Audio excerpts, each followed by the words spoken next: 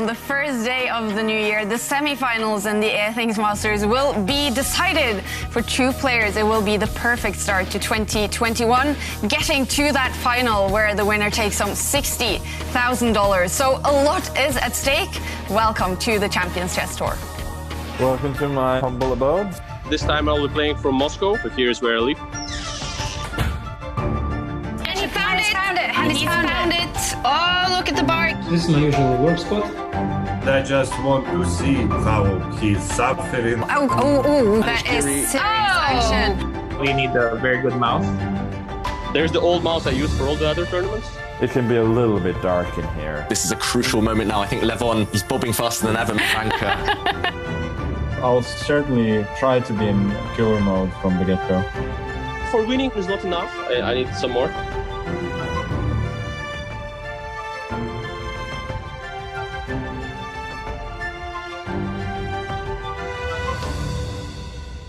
The Airthings Masters is the first major in the Champions Chess Tour, and it is now all about getting to that final. So guiding us through the final day of semi-finals, Women's Grandmaster Jovanka Houska and Grandmaster David Howell. And David, are you feeling fresh and ready after New Year's celebrations? Yeah, it's a great start to the new year. I'm hoping for more of the same, actually. We've had some exciting days of chess, and hopefully the players, they're raring to go. And Jovanka, the players, do you think they will start feeling their nerves now? Yeah, definitely. We're inching forward ever closer to the big one, the final, and definitely the players are going to be feeling the heat. And in fact, on that subject, we do actually have some tweets. Levon Aronian earlier on stated, exciting start of the year, second and last day of the semis with Vachier-Lagrave. Now, the only trouble with that tweet is that he spelled exciting a little bit incorrectly, and it says exiting instead. He could have jinxed himself. That could be a crucial error by Levon Aronian. And we also have a tweet from Maxime Vachier-Lagrave, who tweeted, well, this is just a rough translation, but no choice but to go. So he's feeling excited. He knows he's got nothing to lose. So definitely a lot of action in store. David, Maxime, he has to make a comeback. He has to win at least one game today. What do you expect from the Frenchman? I think he's going to come out all guns blazing. He struggled yesterday in a way. Aronian got the type of positions that suit him. And Vachier-Lagrave, he just never got a rhythm, never got his chance to shine. And he'll go all-out attack today, I think. Yeah, Maxime Vachier-Lagrave losing the first semi-final match to Levon Aronian. In the other one, Timur Radjabov, well, he finished off the year in perfect fashion. The semi-finals of the Airthings Masters started with Timur Radjabov packing a punch with his moves. He made a spectacular move, sacrificing his bishop. He made it with 1 second left. He sacrificed his bishop, attacking the white queen and attacking this pawn. If he had captured with the pawn, this would have walked into a checkmate. Queen now traps the white king. Daniel Dubov had to capture this bishop with his queen, and now we saw another queen enter the board. The black queen and the black rook, they were too strong. White's king eventually did not survive. The other semi-final saw Levon Aronian showing no mercy to his friend Maxime Vachier-Lagrave.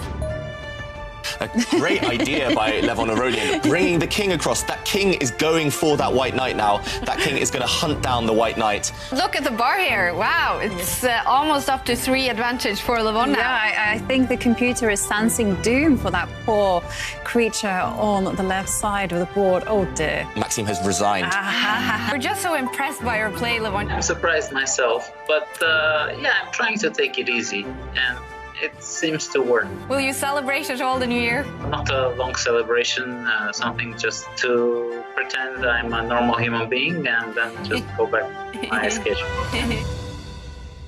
Celebrating like a normal person. But Jovanka, do you think Levon Aronian was mostly focusing on this second semi-final match yesterday also? Yeah, I agree with that. I think he is going to be focusing on the chess. The New Year celebrations can come afterwards when he's gotten to the final or maybe even won the Airthings Masters. Exactly, yes. OK, it is all about that now, getting to that final. Let's take a look at the standings in the Airthings Masters. So Daniel Dubov, he beat world champion Magnus Carlsen in the quarterfinals, but he is struggling against Timur Radjabov in the semi-finals, losing day one. He needs to come back winning today to take it to tiebreaks, and so does Maxime Vachier-Lagrave losing day one semi-final against Levon Aronian. Maxim, he has to win day two to take it to tie-breaks. And David, if we do have those tie-breaks, what will that look like?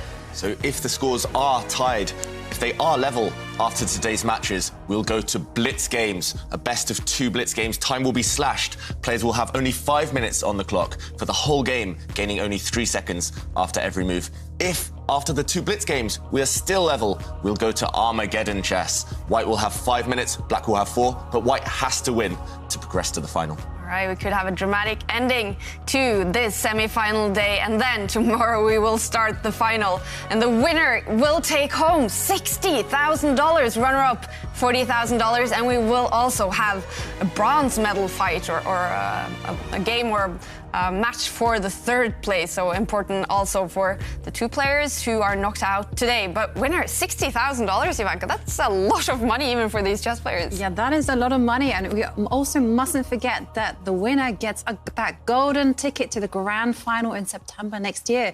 Well, this year, actually. Yeah, right. We are in 2021. Yes, so everything to play for. So much at stake. All right, well, David Howell spending 2020 learning a new skill. In the end of 2020, we took him actually skiing with one of Olympic gold medalist downhill skiers, Aksel Lund Svindal. We will show you everything of that today. Here's a little teaser of what you can expect. If you trick Magnus, that'll be the highlight of my life, pretty much, of my chess career. Do you know about castling? Do I know about? Castling. And this one goes... Jumps over, yes. If we put the horse here, he can strike on both. What we want here is to attack this guy and this guy. Okay. I understand that chess is relatively new to you. Yeah. You feel ready?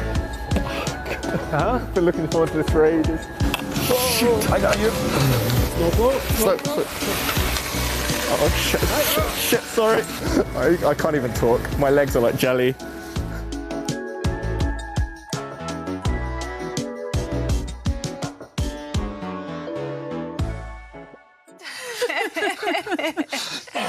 My legs are back, feeling like jelly again, just watching that. And this was just a teaser, so we will have more of this later in the show. And we did see Leon Watson, I think maybe your buddy David, tweeting that you are a disaster in the slopes. Yes, I don't think anyone's surprised to know that it did not go well for me on those slopes. But you did get to teach Aksel Lund Svindal also some chess. He did play world champion Magnus Carlsen. It's going to be interesting to see what happens there as well. That was a great game, actually, very entertaining. Very entertaining. Okay, well, that was something that David learned in 2020. Now we are in 2021, finally done with the strange year 2020. And we did ask the chess players what hopes they have for this new year.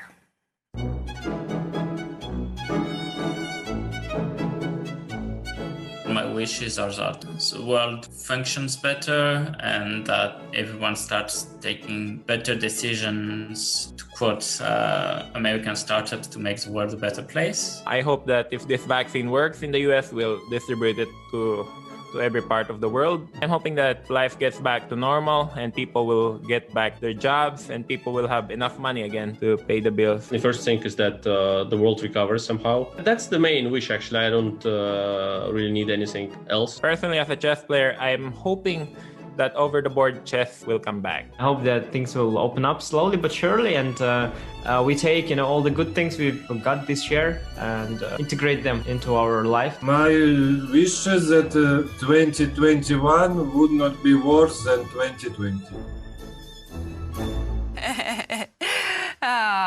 Alexander Grishuk, as optimistic as always. Yes, but the other players were pretty optimistic. Yeah. They were very generous with their thoughts. I quite liked it. And David, honestly, 2020 has actually been a good year for chess players. Yeah, obviously difficult time for a lot of people around the world, but for chess itself, we've all discovered that the online format is fantastic for chess. You can play people all around the world from your own home, and yeah, especially for these top players, having this tour, I think it's really saved them, and it's given us all something to look forward to. Do you think we'll take this into 2021 as well, Jovanka, and that chess, in a big way, is changing with these online tours? Yeah, definitely. I think 2020 did show, as David said, this big online chess boom. We had the Queen's Gambit, and suddenly that we have a world that is addicted to chess.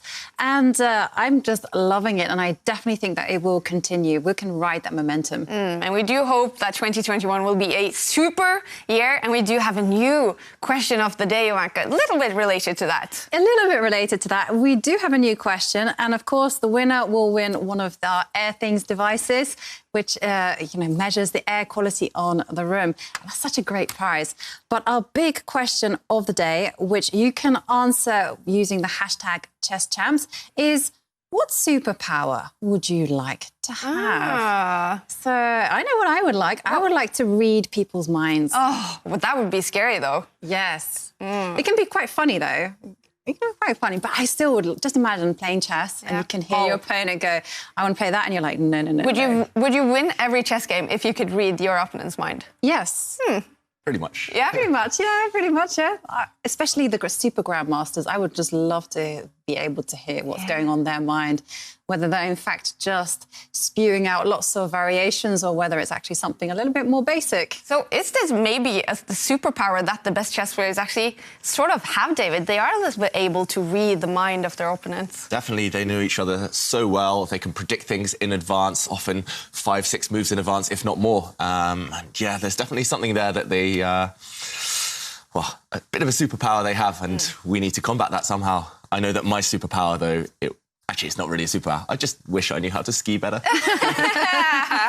Well, we're going to see how David does in the slopes later in this broadcast. Should look forward to that. It's a lot of fun for us to watch. All right, well, now it's all about the chess. It's all about the semifinals and qualifying for that final. Players, they are sitting all over the world. These 4 players remain. Clocks are ticking down to start. For Maxim Vachier-Lagrave, it's almost 3 o'clock and he is facing Levon Aronian. It's a little bit later for him, 6 o'clock in the evening. Who should feel the freshest and most ready here, Jovanka? Well, I think it all depends on something really basic, like when they had lunch. Because if Maxim Vachier-Lagrave had a little bit lunch late, then he might be having an afternoon slump. But I don't know, that is the ideal time to play. And then we have Levon, who's at 6 p.m. I wouldn't necessarily prefer to play at that time, but you can see that Levon Aronian and Timur Radjabov are actually killing it right now. Yeah, so this is definitely the time. This is the time. Timur Radjabov also 6 o'clock for him. Daniil Dubov 5 o'clock, and this is one of the semi-final matches. Daniil Dubov facing Timur Radjabov, and Timur, he was the winner of the first match, yesterday's day 1 semi-final in Daniil Dubov. Well, he needs to fight back today, David. We've seen some fantastic chess from him. Do you think he will be able to get that win he needs today? Dubov is definitely capable if he gets the type of position which suits him, so that if he can attack, if he can sacrifice, if he can go for his opponent's king. But Radjabov, the reason he's ahead, the secret to his success is that he stopped Dubov from getting his favourite types of positions. Radjabov, he has that mind-reading superpower. He's stopping Dubov from playing his game. Did Radjabov actually come into that semi-final, Jovanka, with just the perfect tactics? Yeah, he had the perfect game plan there. He did exactly what David Howell said. You know, he just killed the game, got slight advantages, and just made sure that Dubov could do nothing. All right, and the other semi-final match and the first game that we will follow will be between Levon Aronian and Maxim Vachier-Lagrave. We thought this would be a super tight one, David. Levon Aronian, though, so strong in that first match. Yeah, he was so impressive yesterday. He was so impressive for the whole tournament so far, Levon Aronian. Maxim Vachier-Lagrave, he did ride his luck in a way to get here to this stage. Let's hope that somehow Lady Luckiness is on his side today as well. And they have faced each other many times. Yes. And on that, if we look at the head-to-head, it looks like Maxim should be the favourite.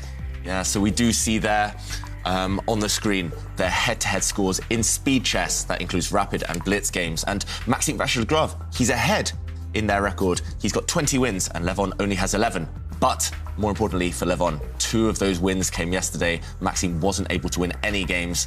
Maxim has reason to believe he can fight back, but it won't be easy. Is Levon showing, Jovanka, that he's really getting this online format and this rapid format. Yeah, his strategy has been amazing. You know, really, he's been so much superior than Maxime Vachier-Lagrave. But we have seen a big weakness, and that has been that twice Levon Aronian has fallen into Maxime Vachier-Lagrave's tricks and traps. And I think Maxime Vachier-Lagrave has to play to his strengths. He's a tricky guy by nature. He needs to sharpen up. And we see it here. All the 4 players, they are ready to start in just a few seconds the first game in the second semi-final match. And we did see Maxime Vachier-Lagrave with a, well, funny sweater today. Levon Aronian always wearing some funny sweaters, just a black one today. And the game has started, David. Yes, so Jovanka mentioned Maxime Vachier-Lagrave needs to sharpen up. He's looking very sharp today, and he's going for a very sharp opening as well. Maxime Vachier-Lagrave playing his favourite opening as black, the opening he's known for. As black, he's played this for 20-odd years. Maxime Vachier-Lagrave playing the Grunfeld defence as black, and Levon Aronian, he will not be surprised. He's played these opening moves so quickly. Maxime is a bit predictable in this opening stage. We see a trade of knights very early on. White is occupying the centre with some pawns. Black is just aiming to get his king to safety very early on. Black is aiming to castle, shift his king over to the right there. Black might be ahead in development, but he needs to fight back against White's centre. Jovanka has nicknamed Levon Aronian Mr. Centre. He loves to occupy that centre, the middle of the board, with pawns. So Maxime Vachier-Lagrave, he needs to find a way to fight back. Meanwhile, he has castled his king. The black king now, super safe. It will come down to who can develop their pieces quicker, who can get their pieces into the game to active squares. Levon Aronian back with his crocodile ring on his finger, fighting to get to that final. He only needs 4 draws today, actually, to get to the final. But we definitely can expect Maxime Vachier-Lagrave to come fighting for that win. Can we see that already in this game? Yes, I think he's being principled. He's doing what he does best, his favourite opening, and that might give him those good emotions, those good feelings. Once you get a position that you know and that you like, I think that gives you a good launch pad for the rest of the game. Levon has been a very interesting player to follow because he's been very clever with his approach, because Maxime Vachier-Lagrave, as we've noticed, tends to stick to the same openings. So that kind of information is very visible to Levon, and he keeps tricking. I feel like he's tricking Maxime Vachier-Lagrave with his choices. He's not playing the main lines. He's going into things that he studied, and perhaps Maxime Vachier-Lagrave is having to remember all the information. Yes, and if we bring up the analysis board, we can see a bit of an odd move there by Maxime Vachier-Lagrave. Black's last move was to just push this pawn forward only 1 square, defending its fellow here in the centre. Actually, the most common move, and the move that I've seen Maxime Vachier-Lagrave play plenty of times before, is to push the pawn 2 squares. Look at this central tension. All the pawns looking at each other in the middle of the board. Things will open up. Things will get very exciting. Instead, Maxime Vachier-Lagrave choosing to push his pawn only 1 square. It is a bit of a passive move, and instead he does come up with a different idea. He brings his queen out. Look at this, the queen eyeing up the white king indirectly. There is a pawn in the way. This pawn is now undefended. Maxime Vachier-Lagrave, he's going for something a bit different because he's trying to throw Levon Aronian off balance. And who do you think will be successful in this match? Do you think Maxime Vachier-Lagrave can do it? I think he's definitely capable. He can do it, but Aronian has been so calm, so confident. Maxime, maybe if I have any small criticism of him, it's that he just played a bit too quickly yesterday. He rushed past some critical moments. He had some big decisions to make, and he just played very quickly. He just played instantly. If he can maybe control those nerves, take a pause at the right moment, then he will get some chances. Yes, and of course, Levon Aronian is actually quite the crowd favourite. We have a tweet from White Knight 027 who says, "Go Lev Aronian, stay solid, be practical and create new masterpieces. Win it all." I do love the cheer that is behind Levon Aronian. And Yeah, he has a lot of fans, and rightly so. He does create those masterpieces from time to time. Levon Aronian, a very creative player. He plays moves that we don't expect. Here in the studio, we try and predict the players' moves, try and get in their mind sometimes. He often surprises us, often surprises his opponents as well. I've played him many times, and it's just hard to guess his moves. And that's the beauty of it. He finds these rich positions in chess, and he always makes the most of the potential of his pieces. Meanwhile, Maxime Vachier-Lagrave there with his last move, developing the Black Knight. The Black Knight in the centre of the board. It will head to a more active square a bit later on. I expect to see White now castle with the white king. You should always do this in the game. Get your king to safety early on. Black has already done that. I expect to see Levon Aronian do that shortly. Okay, we have seen a trade of pawns first, and Levon, again, he surprises me. Wow. As I mentioned, the queens have left the board. We did see a trade of pawns, and now the trade of queens as well. This is Levon Aronian trying to play the match situation, play the match strategy that he must have planned beforehand, getting the queens off, eliminating as much risk as possible at this early stage. Now the queens are off the board. It's going to be harder for Maxime Vachier-Lagrave to attack.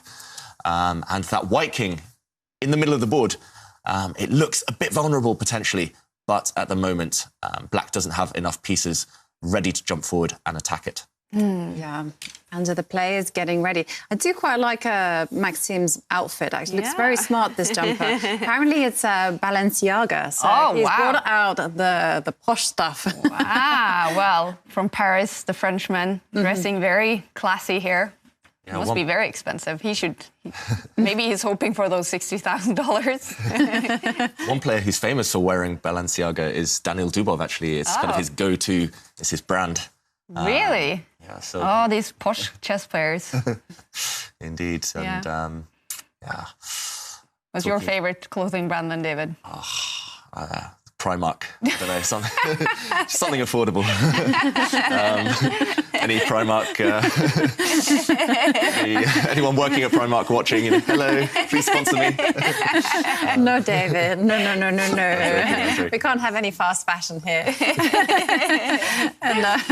Yeah, but actually, there's something to be said for dressing up smart for when you're facing... a chess it's such an important chess game such as this, because it kind of puts you in the mood. You mean business. And then, in fact, they say that about working from home. You shouldn't just open up your laptop and in your pajamas. You need to dress up, pretend you're at the office and get motoring. And I really like what Maxime's done. Yeah, and I was actually taught that by an English grandmaster when I was making my debut for the England team. I just turned up to the first game. I think I was just wearing jeans and a tracksuit and a track top. And he told me, you have to look professional because then your opponents will be scared of you as well. They'll think that you're in the mood to kill and they know you're taking the game seriously. Very smart, I think that's just a good tip for everyone. If you feel good, if you feel focused and professional, you'll play better. Well. And meanwhile, a few moves have been made on the board. Black has jumped forward with his knight, now launching forward as well with the black bishop. Black's pieces are starting to slowly creep forward. But at the moment, the white king's still feeling relatively safe. And remember, kings in the endgame, once queens have been traded off the board, kings love to be in the centre. Kings are very active pieces in their own right. So Maxime Vachier-Lagrave, as black, he needs to try and make sure that the white king is a weakness, is a target. If he is unable to prove that, then white's king, I think, will be a strength. And Levon Aronian, with an extra pawn in the centre for white, he will have the long-term advantage. Yeah. And I have to say, I really do feel that Maxime Vachier-Lagrave isn't really playing into his own strengths. He's been super tricky. He spots the traps just like this. And we do know that Levon Aronian loves to possess the centre. You give him a position which he can control. He just excels in that. And here I'm seeing that, OK, white has that extra pawn in the centre, as David mentions. And the king is very safe, but he's controlling the breakthrough. Black cannot challenge this beautiful pawn centre. And I'm thinking that this just plays into Levon's hands.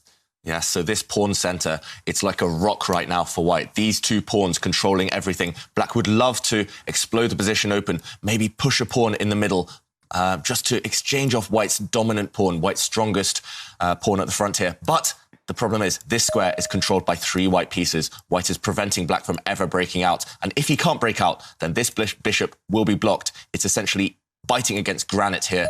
It's not doing too much. And that is why, after a couple of moves, Levon Aronian bringing his rook to this open file, Maxime Vachier-Lagrave countering with a bishop in the middle. He wants to trade off this knight, potentially, so that he might get more control over these central squares. All right. Should we expect more fire when Maxime has the white pieces? Do you think that's the games you've sort of looked to? That's where he's going to get those wins he needs. He needs to... maybe his mistake yesterday was actually going into an opening where the queens left the board earlier on. When he had the white pieces, in both of his white games yesterday, he failed to achieve any type of attacking chances, the type of attacking chances he loves and thrives on. And Maxime here maybe going for the same strategy when he should be switching things up. He should be forcing Levon out of his comfort zone. Maxime, it does worry me slightly that we've played 17 moves already. That's quite a lot of moves, and he's only spent a minute on the clock. Yeah. Again, he's rushing these critical decisions, and when I've faced him, he often gets great positions, but he just rushes sometimes and misses those key moments. His killer instinct is great, but when you rush, it's impossible for any human to kind of calculate, to see everything 100% accurately. I think he's the only player we've ever sort of talked about having too much time on the clock. He's just spending too little time. Yeah, the time's there to be used. You don't carry it over to the next game, so you might as well, dive deep into the position and make sure you fully understand everything. Yeah, I agree with you there, David, because if you're not using your time correctly, then you're just going to look over the position, calculate in superficial ways. We saw that Maxime lost his first game yesterday, and that was just because he was playing too quickly and he didn't take the time to deep dive into the position and figure out what needed to be done. And here I'm slightly concerned about the opening strategy because I don't see any problems at all with the white position. It's rock solid and it's exactly what Levon wants. And you have to remember, if Levon draws, that's it. Maxime Vachier-Lagrave is actually out. He will not be in the final. Instead, he'll be playing the match for third place. So if the match is drawn 2-2... Yeah, that's it. It's tricky for Levon. Do you press on? Do you try and win and take some risks? Or do you just try and say, OK, I'm happy with that 2-2 draw today? Yeah. But is it in chess, like we often see in football, when a team only needs a draw, they often go to the defensive side, or even if they're up by 1 point or 1 goal, they go defensive and then it changes. The other team scores the goals they need. Is it like that in chess as well, that if you go too defensive, then you actually might lose? Yes, it is the case in chess as well. You have but you've got to give your opponent the opportunity to go passive. You need them to do that. You need to not give them a simple position where the most natural moves are the best moves. You've always got to present some kind of choice. And you do this, and this is where Timur Radjabov has been so clever. You do this according to the psychological framework of your opponent. So if you notice that they have a tendency to play active, well, you shut down the position and you kind of invite them to go forward. If you notice that they are passive, then what you do there is you just kind of, you provoke them a little bit and you say, would you like to play defensively or would you like to take the risk? And most of the time, if they don't take the risk, then that's it. You've gotten away with something. And with this move, David, is Maxime taking any, or Levon taking any sort of risks? No big risk yet, but an ambitious move by Levon Aronian. He's planted the white bishop deep in black territory there. The white bishop potentially eyeing up the black knight. That black knight is protected by a pawn, so that would just be a fair trade. I'm not sure that Levon Aronian, his idea is actually to capture the black knight with his bishop, but that white bishop is actually a thorn in black's side. That white bishop is actually very hard to evict from black territory. We do see Maxime Vachier-Lagrave push this pawn, and this bishop is going to be hard to get rid of. Look at this bishop. It's protected by white's rook on the open line. In an ideal world, black would move his rook across and attack this white bishop. But even if he does that, it is protected by the white rook. It's going to be very hard to kick that piece away. Maxime Vachier-Lagrave playing instantly again. But I think he should be pausing. He should be coming up with a plan of how to get rid of this white bishop.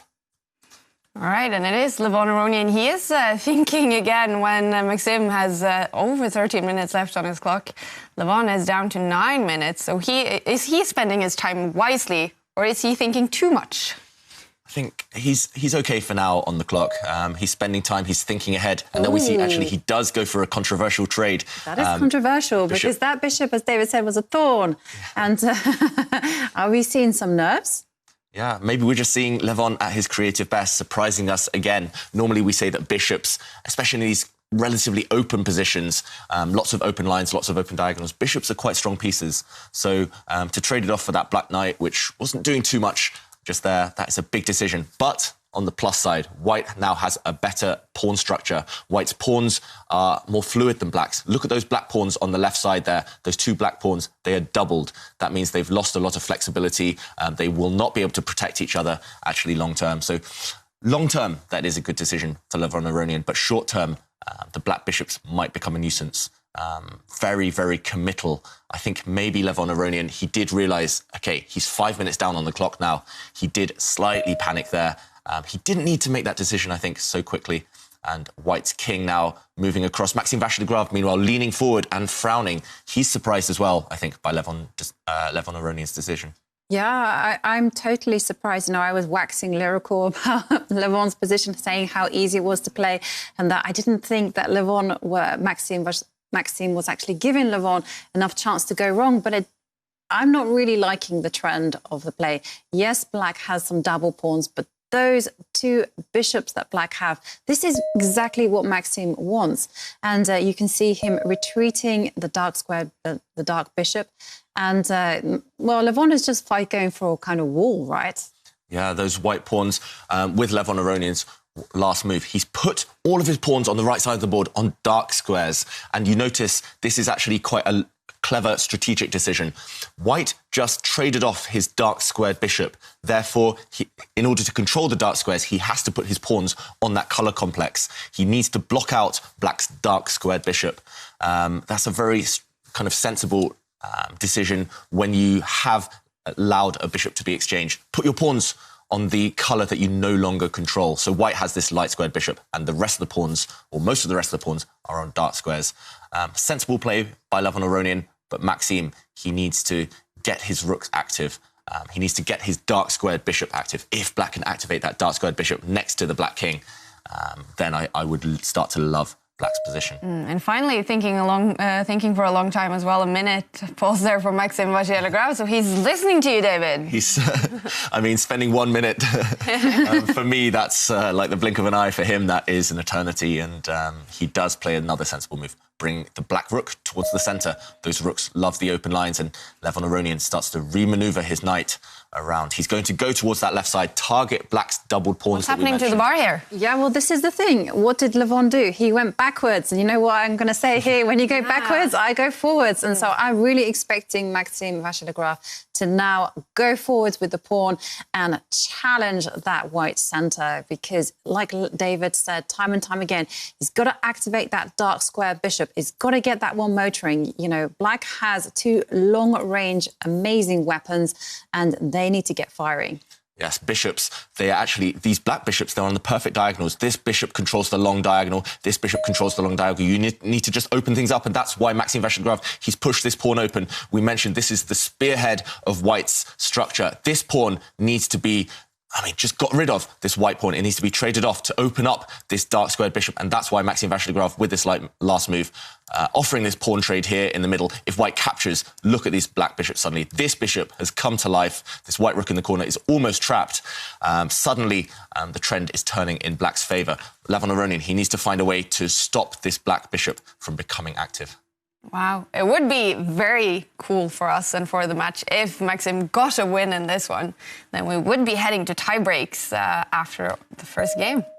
Yes, and we do see that pawn trade in the middle. White's rook wasn't quite trapped. It does shuffle across. But those Black bishops are looking beautiful right now. Maxime Vachier-Lagrave, he needs to come up with another plan. Maybe it's time to start creating targets. OK, he plays the move instantly, a bit of a mysterious move, just dropping back that dark squared bishop. He's playing so quickly. I think his position has actually improved over the last 4 or 5 turns, but just the fact that he's rushing, maybe it was worth just investing a minute or two there, just coming up with a bit of a longer-term plan. He's just retreating his bishop there. I'm not so impressed by that last move. It's a very intriguing position. You know, you have these two beautiful bishops that Black has against White's wall of pawns. Difficult to kind of see an inroad, but do you think Maxime can do it? Can generate play? I'd like to think so. At least create a position where Levon is forced to be accurate. Maybe Levon at the moment, he's being just super solid. All of White's pieces in those first 3 ranks, just kind of huddled together. As Maxime, I'd like to think that he'll try and find a way to maybe create a target, to create some kind of complications a bit later on, to maybe create a pawn race. Yeah, as you mentioned, Jovanka, it won't be easy. White is super solid, but... yeah, you can see Levon Aronian has moved his rook and he's inched it 1 square, and immediately my kind of tactical eye is drawn to the fact that the 2 rooks are on the same diagonal as each other. And that's the kind of the first thing that I'm like, oh, look at that. I can perhaps pin a rook. But okay, sadly, it is covered by the knight. And we see that Maxim is trying to make his inroad. He's advancing a pawn and he's trying to get that space.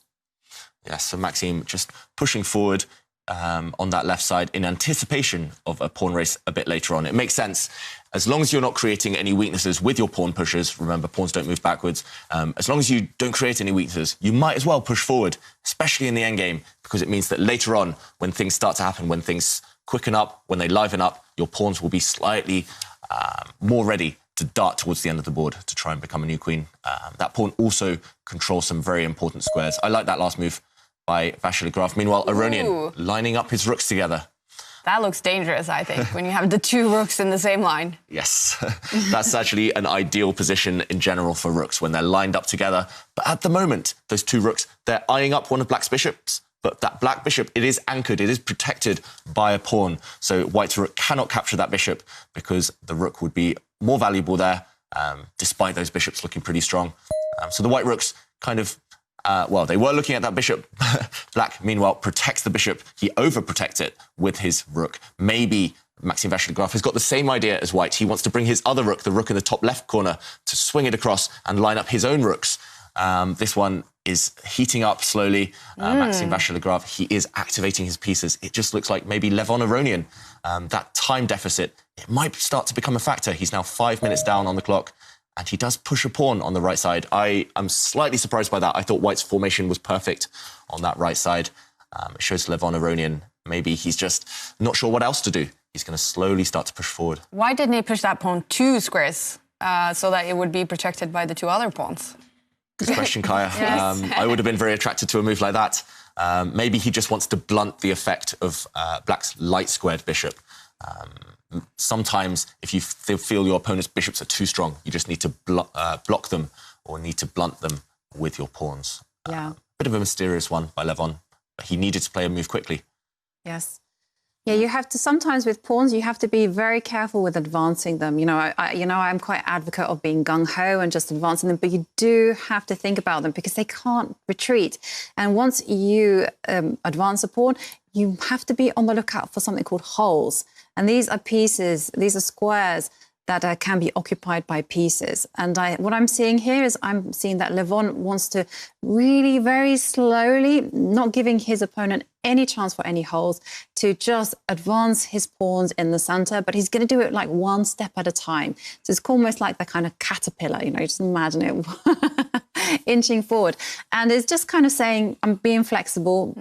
But as David says, once that pawn is advanced, that's it. He cannot be retreated. So, you know, Levon has to think about the risks involved. And it's a really, really tense position because I don't think the plan is necessarily that clear for Black because all the White potential targets are kind of covered.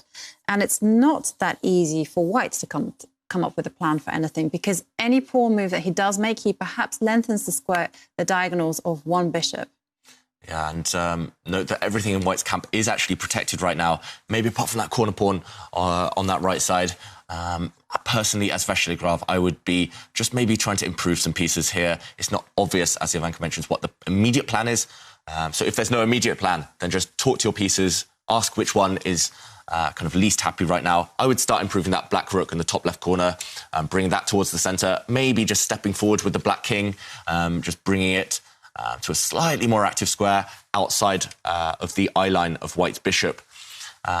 There's lots of choice for Maxim Vachier-Lagrave. That's why he's slowed down slightly. His time advantage is slowly disappearing. But that's a good thing. It is a good thing. That means he's coming up with this long-term plan. He's just thinking which pieces need to be improved, how to create those holes that Jovanka was mentioning, how to create those holes in White's camp. And meanwhile, Vachier-Lagrave comes up with maybe one of the most ambitious plans in the position, pushing that pawn yet again on that left side. He's gaining even more space, but now we do see a trade. Black's bishop is disappears, but the white knight also leaves the board, and white's pawns in the middle. Look at those white pawns in front of the white king. They are doubled, they are weak, they cannot protect each other, and meanwhile, Maxim Vachier-Lagrave, he's planted a bishop to block those two white rooks. Those two white rooks, as you mentioned, Kai, they look so good, look so dangerous. They are now completely blocked off. Yeah. It's a very, very unusual choice to kind of see one side voluntarily. I honestly thought that little pawn move was there to just support a pawn advance, because I was thinking of actually pushing forward. But Levon has a completely different idea in mind. He just wants to lock the position down to get the situation where you have opposite colour bishops on the board, and Black has planted his bishop, blocking those double rooks. And I think White is going to do the absolute same thing. I think that he's going to do the same with the bishop, and just to kind of come forward. And it's, I think it's very risky, actually. I think this is a very risky approach, because those two double pawns are a little, ooh, okay, and that's a big decision.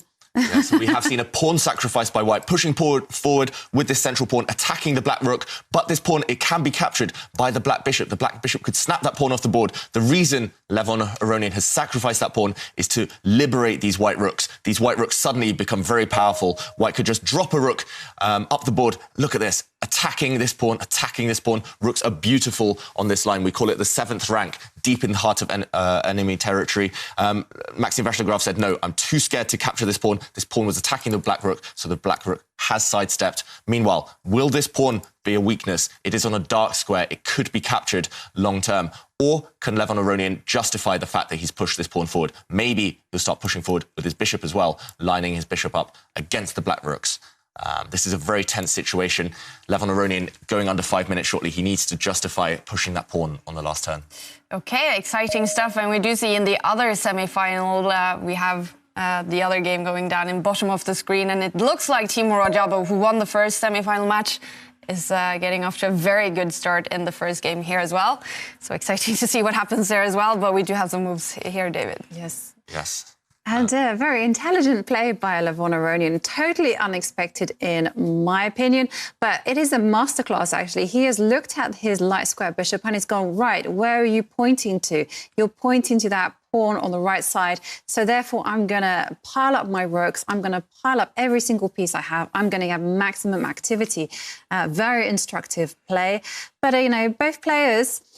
definitely everything to play for, and a lot of support for both players as well on Twitter. We also have a tweet from Francis III who says, let's go, Vachier-Lagrave. You can do this. And yeah, he's certainly going to have to dig deep, because Levon Aronian has just advanced his pawn and those bishops are going to start to tell.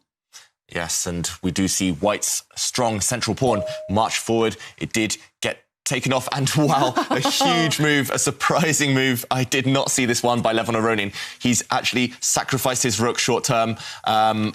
We have to bring up the analysis board. This rook, it's just put itself on an undefended square. The white rook here can be captured by the black bishop. It's just sacrificed itself. But again, if the black bishop disappears, if it takes this rook, he has opened up the other white rook. This white rook zooming down. We mentioned this 7th heaven, the 7th line. This is the ideal scenario for a rook. This is something that maybe Maxim Vachier-Lagrave, he should avoid. So after Levon Aronian dropped his rook in this position, he should just ignore the fact that this pawn will drop. He should just let it go. I would personally just be moving my king out of the eye line of this bishop. This white bishop is just too strong right now. That was a surprising move by Levon. These guys are so good at finding these ideas. Mm-hmm. And Maxim, he didn't take it. No, he didn't take it, and now he's going to take it, so he's trying to make some trades. You have to remember, if the rooks get swapped off, that is it. The game will almost virtually end in a draw. And so that's why, if Levon Aronian wants to push for the win, then he's going to have to do it with the rooks on the board. And I actually attended like a masterclass of one of our team, Jon Ludwig Hammer. He was talking about this type of ending where you have rooks and against opposite colour bishops. He said they're not necessarily that drawn. It's all about the mini plan. And you've got to have stages in mind. So you've got to think about, first of all, I got to have my plan. And in this case, I think Levon's plan will be, he has one extra pawn in the center. That is the guy that he's going to push. So, and then he has to control the counterplay from black, because if that the black rook gets active, then it can be such a nuisance. Oh, okay, we are going to see a trade. Yes, we have seen the rooks leave the board. Levon Aronian, as Jovanka mentioned, maybe he could have played for the win by keeping the rooks on the board, but he was happy because of the match situation. Remember, he won yesterday's mini-match. He's happy to guide the game towards a draw. The rooks have left, and now we see the bishops. Look at the colours of those bishops. Black's bishop on dark squares, white's bishop on light squares. They'll just balance each other out. Each side will just control one colour complex. Neither side can really push a pawn to the end of the board. They will just be blockaded. White's central pawn there, it will be blockaded on dark squares. Both sides will have a blockade. This one should be a draw now. There's just no way to break through for either side. Yes, I always think of ships in the night, just passing each other. Never ever to meet with these opposite colour bishops. I think it was Boris Spassky who used that analogy to describe his ex-wife. Oh. They were like opposite colour bishops. And we do have a draw in this game. Maxime Vachier-Lagrave with the black pieces not able to get the win he needs in the first game here. So he's going to come out fighting probably in the second game where he has the white pieces. Now, it's super interesting, I hear, in the other semi-final first game between Daniil Dubov and Timur Radjabov. What is happening here? Yes, this one is wild right now. The last game we saw, it went straight to the endgame. Lots and lots of trades. This one, most of the pieces remain on the board. This one, it's very hard to evaluate. One thing I always do when I look at a new position is I do a quick count, a material count, a pawn count. I count the pieces. And here I see that black is actually ahead by a pawn. Also, one thing I noticed is that White's king is still in the middle. White's king hasn't castled. White's king will always be a target. The reason we like to put our king on one side of the board is because it can only be attacked from one side. If you keep it in the middle, it can be attacked from the right, the left, through the middle, through the centre. That is why black has the advantage right now. His extra pawn and his safer king. Radjabov moving his rook there to the middle of the board. Still tense, still a lot of tension left, still a lot of life left in the position as well. But Daniil Dubov, he needs to somehow find compensation for his extra pawn. He needs to somehow whip up an attack against the black king. Otherwise, long term, he will be struggling. Yeah, definitely agree with you there, David. He has to go forward. He has to create some kind of attack. And one of the kind of things that we actually saw him fail yesterday, he lost one of his games because he didn't actually move his pieces forward. Because sometimes when you're in a position like this, where you know that long-term you're going to lose, one kind of tactic to get out of it is actually to do something that I know that chessable author David Smerdon calls window ledging. And the whole kind of concept is that, when you have you've got your back against the wall and someone is definitely going to impale you or kill you or something, you kind of hop out of the window and you go onto a window ledge. And the point is, if you carry on that window ledge, you're going to escape. But, if they follow you, then suddenly there's a lot of risk involved and they have to find the precise way to follow. So I think the only way to do this is just to maximise the pieces. Dubov has to create chaos. Yes, and Daniil Dubov, he's just shuffled his rook across one square there. He's indirectly eyeing up that black king. We mentioned he loves to go for the opponent's king. He loves to whip up these attacks. But actually, it does look like that maybe wasn't the most accurate move. Timur Radjabov, he's only got a minute and a half left, but he has a massive advantage here. Actually, if we bring up the analysis board, I think the move we're looking for here from Timur Radjabov is to bring this bishop, this black bishop, is currently not doing too much, to bring it to the side of the board, attacking this pawn. It's undefended and indirectly as well, maybe attacking the white king. This would give black a winning advantage. Maybe there are other moves as well, but Timur Radjabov, if he plays this, he should win the game. Wow, okay, so we are looking for this bishop move by Timur Radjabov. Probably here might be getting a perfect start to 2021. Well, he hasn't played it. Do it. He has moved the queen, and the queen is now attacking the knight. So this is great news for Dubov because there really is only one move to consider, and I think that's just retreating that knight. So he doesn't have to give too much thought about it. Retreat the knight and relocate that knight from the edge of the board where it really wasn't doing too much and onto greener pastures. Yeah, and I agree with Jovanka. That should be an easy decision, and he does make it. It did cost him a little bit of time, though. That should be the type of move he could play immediately without thinking. So maybe Daniil Dubov, just a bit of doubt in his mind here. But that white knight is on a better square. It's heading towards better squares. Timur Radjabov maybe showing a bit of nerves for the first time in this game, in this matchup. Not going for the most direct, the most brutal way to push forward his advantage. He should go in the attack. Instead, he's allowing white to reactivate his pieces. And now, just below the players' cameras, we do see the computer evaluations, the computer suggestions for moves. And black, he should still go for that bishop move. He should still bring his bishop to the edge, attack that pawn, try to get at the white king. It's not easy to find, though, especially with 20 seconds left. He's not found it, and he has 30 seconds left on the clock. And we know when the players reach 30 seconds and less, it is just panic. It is not good news. And I'm going to guess that things are going to go wrong, actually, for Radjabov. Yeah, he panicked there. That is not a good move. White's bishop in the centre of the board. He's trying to trade it off, which makes some sense. That white bishop, extremely strong. But Timur Radjabov, he lost a lot of his advantage there with that last move. Suddenly, he is the one being attacked. White's knight jumping forward to attack one of black's rooks. Daniel Dubov, he must be starting to feel slightly more confident about the way this game is going, the trend of the game. He had, a position with just no hope, pretty much. He would have been a pawn down on the defensive, but instead now, at least he's being able to go forward, that white knight jumping. And Timur Radjabov ignores the attack against the black rook. He, with that last move, his queen, the black queen, is attacking white's rook there at the bottom left corner. Counter-attacking move there by Timur Radjabov. He made it with only 13 seconds left on his clock. He's very low on time now. But there's a move, though. There is a big move in the position because white is attacking the black rook. He cannot take that rook immediately, but he does have a capture on the board. I think we should bring it up. I think, it's super exciting because white can now actually pick up that rook and take the bishop. Yes, and white can take this bishop, sacrificing his rook for a bishop. That's a 5-point for 3-point trade, giving up material. But at the end, there's this killer move, pushing the pawn up with a double attack, attacking the black queen, attacking the black rook. Will Daniel Dubov see this? This would actually give white a big advantage. If white were to capture this bishop, the game would go on, but Timur Radjabov, he would panic. He would just have to play on a piece down. Remember, his other rook is also attacked. So many pieces being attacked here, so much going on. But Daniel Dubov, he has to find this move. He hasn't found it. He did not find it. He's missed it. He did not look for the checks, the captures, and the attacks. What a missed opportunity. And now Radjabov has moved the rook.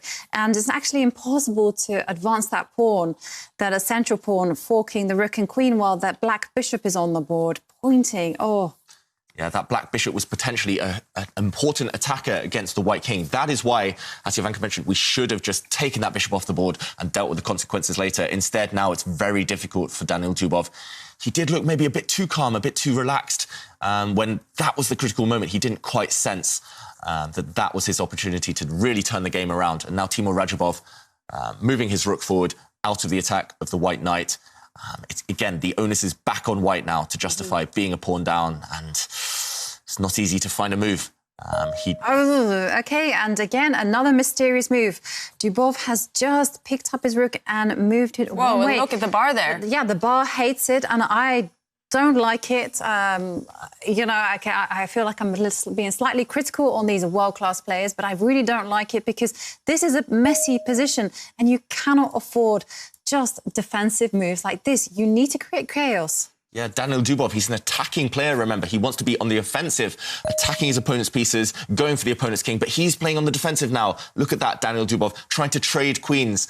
A queen trade will not help him. And there we see a rook sacrificed by Timur Radjabov going for the kill now. He has spotted a checkmating idea. Actually, I think that's the winning move from Timur Radjabov. Why does the bar hate it? Why is it's going to just... Wow. the computer needed a while there to crunch the numbers to realise that is a winning sacrifice. And actually, that black rook could not be taken. We'll explain that a bit later on. The player's very low on time now, and white's king had to sidestep that check. Black now is 2 pawns up. He could also just trade the queens. There we go. Once the queens have left the board, black's 2-pawn advantage will start to make itself felt. Timur Radjabov, he's almost home and dry in this game. He just needs to make sure that the technical phase, just keep everything protected, maintain that 2-pawn advantage, and he will win as black. Yeah, only with 20 seconds on the clock, though. Is it hard to find those moves that he needs to find? Now the queens are off, it's easier. Yes, exactly. But the only thing is, he still has to keep a lid. We've seen Dubov be extremely dynamic and extremely dangerous. He just has to keep a lid on that momentum, and he'll be home dry. So now, there we see it. He is keeping that lid on the momentum by trading a set of rooks as well. White is just running out of ammunition. White is running out of pieces, simply. To even create some threats, to create some scary moments for Timur Radjabov. Black there, still 2 pawns ahead. White's bishop at the edge of the board is just not doing anything right now. White's rook is very passive. It's on a defensive square. It's not on these open lines that we love to see rooks on. White's king as well. Not a great piece right now. White does have one strong knight, but this 2-pawn deficit, it's too much. And also just look at how composed this Radjabov is. He, and to quote Rafael Battisti on Twitter, he says, Radjabov is using the force. For sure, he's a Jedi master. And yeah, just look at him. He's completely in control. He does not look flustered, even though he has 46 seconds left on the clock. He knows what he has to do. And a win would be a fantastic start. We can almost see Radjabov perhaps winning this match in 2 games. Yeah, Timur Skywalker there, just calmly guiding his advantage home. And Daniel Dubov does try to improve the white king. That white king, though, it is still cut off. It can't jump forward. It can't step forward anymore. That black rook cutting off the white king. The black rook does step back, actually, going for white's pawn at the edge of the board there, going for white's pawn on the right side of the board. That pawn is lacking defenses. It's lacking backup. Daniel Dubov, he's trying his best to activate his pieces, but you can tell on his face there, he knew, he still knows that he's up against it. He needs a bit of a miracle. One pawn in an endgame sometimes isn't decisive. You can maybe sacrifice a piece for that pawn later. You can just try and eliminate all the pawns. But the problem for white here is that black has an advantage on both flanks. If you look at the right side of the board, black has a 2 versus 1 pawn advantage. And on the other side, on the left side, black has a 3 versus 2 advantage. He will get outnumbered on both of those flanks a bit later on. Meanwhile, Timur Radjabov just re-centralizing his rook. Very sensible play. All of black's pieces there, looking nicely coordinated, controlling lots of important squares. Yeah, definitely. And now it's just a case of mobilizing all the pieces. And you can see Radjabov taking care with the king. Again, that rook, that white rook, if it could get active, cause some nuisance, it's going to be okay. But, OK, I can't see it. I can't see a way to get active. And you can see Dubov has actually signaled the retreat. He has retreated with the knight and attacking the pawn. But we're going to see further trade of pawns. Yeah, and actually on both flanks now, on both sides of the board, black has a 2 versus 1 pawn advantage. So long term, those 2 will start marching down. They will conquer that 1. They will outnumber white's pawns. So Daniel Dubov, he needs to do something quickly. He needs to find some targets. That is why the white knight jumps up to the board. He's attacking a black pawn now on the top left. That black pawn, it can just step forward. There's just no real danger here, Daniel Dubov. He's just setting 1-move threats. He's hoping that either Radjabov doesn't see it or it causes him to panic. But Radjabov, he will see that that pawn is attacked. He will find a way to deal with it. He is pausing, though, and both players short on time. There we see black stepping forward with that pawn. And now white, he's lining up his rook with 2 of black's pieces. He's attacking the black bishop and kind of X-ray vision against that black knight as well. Timur Radjabov, he looked down. He's just trying to calculate something. He hasn't blundered. He's still got it under control, but he's using his Jedi mind tricks. He's closing his eyes. He's just using the force to guide his pieces towards the best squares. Yeah, I actually don't think he spotted that move, and now he's figuring a way out. Wow. What a move by Timur Radjabov. He's sacrificing his bishop temporarily. But the white rook, I think it just has to capture that bishop. There's not much else to do right now. We will see this happen on the board. White did capture that bishop, and now we see a knight fork. Black's knight attacking white's rook, also attacking the white bishop. One of those pieces will drop off. White chooses to save the rook. The bishop drops off the board. White's king steps forward. But every trade we see guides Radjabov slowly closer to his end goal in this very simplified position. Now the black knight under attack should just retreat, maybe. He can also defend it with a pawn. Lots of choice again by Radjabov. He knows he's close, but under 20 seconds again, that is the only thing that will stop him in this game. Wow, all right. It is looking good for Timur Radjabov, and he did move his knight here. Yes, and Black's knight in the centre now, threatening maybe another knight fork. Knights are so tricky with these double attacks. The Black Knight is going to try and jump up next to the Black Rook and give check to the White King, also attacking the White Rook.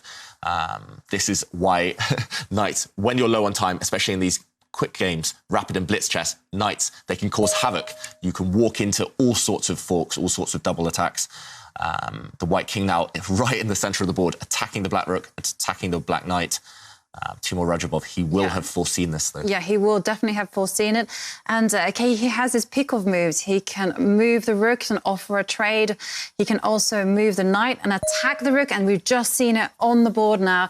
So the rook will have to move. And once that rook moves, well, Black will snaffle up the rook. And, yeah. Yeah, White chooses... Wow, what a move. White chooses not to move his rook. It's so impressive. Yeah, we do see a trade of rooks there. Black sacrificing his rook, but now capturing the White Rook with his knight. As Jovanka says, so impressive, so calm as well. It's so tricky with knights on the board, but he's navigated these treacherous waters very, very well there, Radjabov. He's very close to his goal now, still with 2 extra pawns. It's like that maths equation. It was such a complicated... I mean, there were so many numbers, so many pieces on the board. He simplified it right down. So it's all about just the knights and just the pawns now. Yeah, 4 seconds, though. He has to make a move. He cannot let the win slip. So the knight has gone to the edge, and it's all going to be about that pawn on the right-hand side. That is pass pawn, or as the Norwegians say, free pawn, which I just love. And there he goes. It is on the run, and it's going to start making its way to become a queen. It's going to get to the edge. It's got no rival now. That black pawn is going to start marching down the board. It's there. And so you're going to expect the white king to try to play catch up, and this allows the knight to hop in and again start munching on some pawns.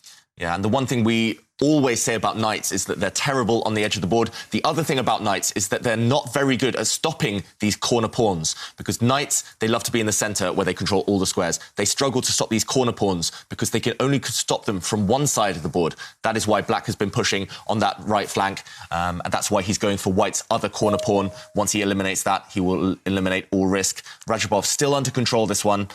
White's king now trying to edge towards Black's corner pawn. That corner pawn can be given back up, though. Black's king can start marching forward to support it. Black has another pawn on that side. Black can also just snack on the pawn on the left side of the board. Lots of choice by Radjabov. Yes. But... OK, well, he has advanced his pawn. This pawn cannot be taken, though, because if he takes the pawn with the king, then the pawn on the right side will just start running all the way to the edge. So this is why Dubov, has refused this offer and instead moved the king one step closer. But perhaps it's gone a little bit wrong. Yes, maybe it's gone slightly wrong for Timur Radjabov just over the last couple of moves. He knew he was completely winning. He knew he had those 2 extra pawns. Now he's only down to 1 extra pawn. And he's re-centralised his knight. Maybe he just forgot to take that pawn on the left flank. Well, 4 seconds, David. 3, 2... OK, we've also seen Radjabov play on the edge when it comes to time. You know, we've seen him make moves with 1 second left on the clock. And, yeah, he did put his head in his hands just momentarily there, losing that Jedi focus. The Black King stepping forward. But White's knight, if it can re-centralise itself and come over to the aid of the White King on that right flank, maybe Daniel Dubov can save this game. There's still a chance. Remember, if White can sacrifice his knight for all of Black's remaining pawns, if he only leaves Black with a knight, then the game will be a draw. A knight on its own is not enough to deliver checkmate. That is why Daniel Dubov, he's going after Black's pawns now with his knight. Timur Radjabov, maybe he missed that last move. That black pawn on the left flank, it might not survive. OK, White stepping forward with his king. He's going to try and eliminate all of the remaining pawns. Maybe he simplified the maths equation too much, down to 0. And this one, it's still... Black's still in charge. He needs to try and keep some pawns. But Daniel Dubov, he has fought bravely like a lion, just trying to save this game. Yes, and I'm fully expecting there to be some more trades, because we mentioned it yesterday that when you're in a worse position, you should trade the pawns and not the pieces. And I'm fully expecting Dubov to actually advance his pawn on the right side, just push it forward and just offer some more trades, because like David says, the target is, and he's seen it there, the target is to get into a position where Black has just a knight and White has some pawns. Yeah, and if we do see a set of pawns leave the board on that right side, Timur Radjabov, his winning chances will start to dwindle and start to disappear. Oh, is this a blunder? That Looks like it. It looks like it because it allowed... It's a horrible blunder by Daniil Dubov. It allows him pawns to move forward, and he needed to keep an eye on that pawn, that like renegade pawn that was going to start advancing. Yeah. This is why we don't like to get low on time. White only had 2 legal moves. He was in check. He only had 2 squares for his king. It was a 50-50 chance, but he chose the wrong one. And he just forgot to blockade the corner pawn. We talked about the corner pawn earlier. Knights are so bad at stopping it. Kings also sometimes struggle to stop those corner pawns. And now Black should be winning. Yep. He finds the winning move. Those 2 black pawns supporting each other now. They will decide the game. He got so close to a draw there. He just put his king on the wrong square. Wow, and taking time to have some tea or coffee there, Timur Radjabov. He was losing his advantage and suddenly it's back. Yes, and it's all to do with those connected pass pawns. It was really unforgivable that Dubov just allowed himself, he just allowed Radjabov to just advance those pawns ever so slightly forward, and that was deadly. And White gave check there with his knight. He's desperately trying to bring his knight back to that right side to stop the pawns. But Black's king is trying to shoulder that knight away. He's trying to block off that knight's retreat. That's why Daniil Dubov has to find his knight, has to place his knight on a bad square. But I think Timur Radjabov, as long as he doesn't lose on time, he will win this game. The black knight now supporting the advance of those pawns. I expect to see the corner pawn push forward, 1 square away from becoming a queen now. And the other pawn will push forward, just using that teamwork. Black ever so close to that goal, ever so close to making another queen. Oh, but 7 seconds. OK, he moved his pawn. Yeah, look at that white king. It's so overworked. It's lonely over there on the bottom right corner, just outnumbered by the black pawns and the black knight. And all Black needs to do is just use the teamwork to start pushing those pawns even more further. I'm expecting the black knight now to get more actively involved, and also the black king. There's just really nothing to be done. Yeah, White's king is completely frozen. It could not capture the knight because then Black's pawn would become a new queen. So he tries to bring his knight back into the action. Look at that White king now. It's actually trapped. Yep. All Black needs to do is bring his king forward. And actually, he's found an even better move. He's using his knight. He's going to control the corner square. Next move, that knight is going to give check to the White king. Black's going to make a new queen, and Dubov resigns. He gives up. Wow. He fought so bravely, so close, but then he blew it just at the end. What a dramatic start to Day 2 semifinals for Daniil Dubov. He needed a win. Instead, he loses. And Timur Radjabov, wow, he is definitely heading for that final now. Yeah, he's right on course. Daniil Dubov, he just needs to get his type of position. He needs to be on the attack, not the defensive. Timur Radjabov, a master of psychology here, dominating his younger opponent. Yeah, and to win with the black pieces as well, that is just shocking. You have to say, if Radjabov manages to win with the white pieces, that is it. It will be Radjabov in the final. And David, I don't even know sort of where we should analyse this game, but because there was so much drama, a roller coaster again this game. Where was it decided eventually? So the game, the early stages of this game, Timur Radjabov came up with a killer move that Daniil Dubov had actually missed. Daniil Dubov, with his last move, offering this queen trade, trying to get the queens off the board. And this move, I didn't expect it. It was a big shock to me, a huge shock to Daniil Dubov. Black sacrificed his rook on a square that looks very well protected. Black used his rook to take this pawn, giving check to the king. It looks like this is a blunder at first, giving up the black rook, but Timur Radjabov, he'd seen 4 moves ahead. He'd seen a forced checkmate. The black queen drops herself down to give check to the white king. Remember, the queen is defended by the rook. The king only has 1 square. The king could jump forward. Black would give another check, attacking the white king. The white king only has 1 move again. And then the black rook would come down. And a bit of teamwork here. The black queen and the black rook give checkmate. The white king is completely trapped, nothing to do. This would be game over.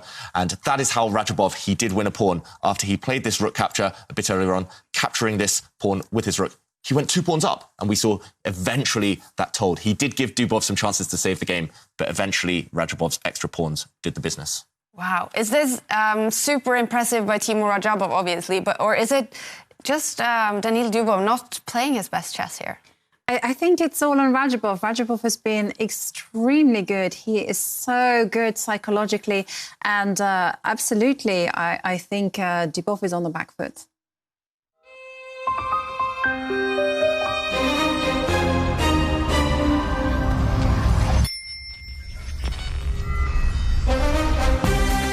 could all be decided in the next game between Timur Radjabov and Daniil Dubov. If Radjabov wins that game, it's all over for Dubov. He is out, and Radjabov will be going through to the Airthings Masters final. And this is the standings after the first game in the second semi-final match. Daniil Dubov losing in a crucial game to Timur Radjabov. He needs to win. He needs to come back winning, Daniil Dubov, or else he could be out if Radjabov wins that game. Aronian and Vachier-Lagrave playing a draw in their first game, and their second game has actually started. And Maxim, well, he needs to get a win in that matchup. Wow, well, dramatic start to the day already, Jovanka. Absolutely unexpected, you know, for Radjabov to defeat Dubov with the black pieces. This is a really turn up for the books. He is on the verge of going through to the final. And of course, Levon Aronian and Maxim Vachier-Lagrave. Well, that's not the ideal for Maxim Vachier-Lagrave. He wanted to put pressure on Levon, and that hasn't happened so far. Dubov with the black pieces in the next game. He's got 15 minutes to prepare for that one. What should he do, David? He needs to just be having a complete rethink of his strategy. He needs to, at all costs, find that type of position where he can attack. We saw it against Magnus Carlsen. When Dubov gets a way to attack his opponent's king, he's deadly.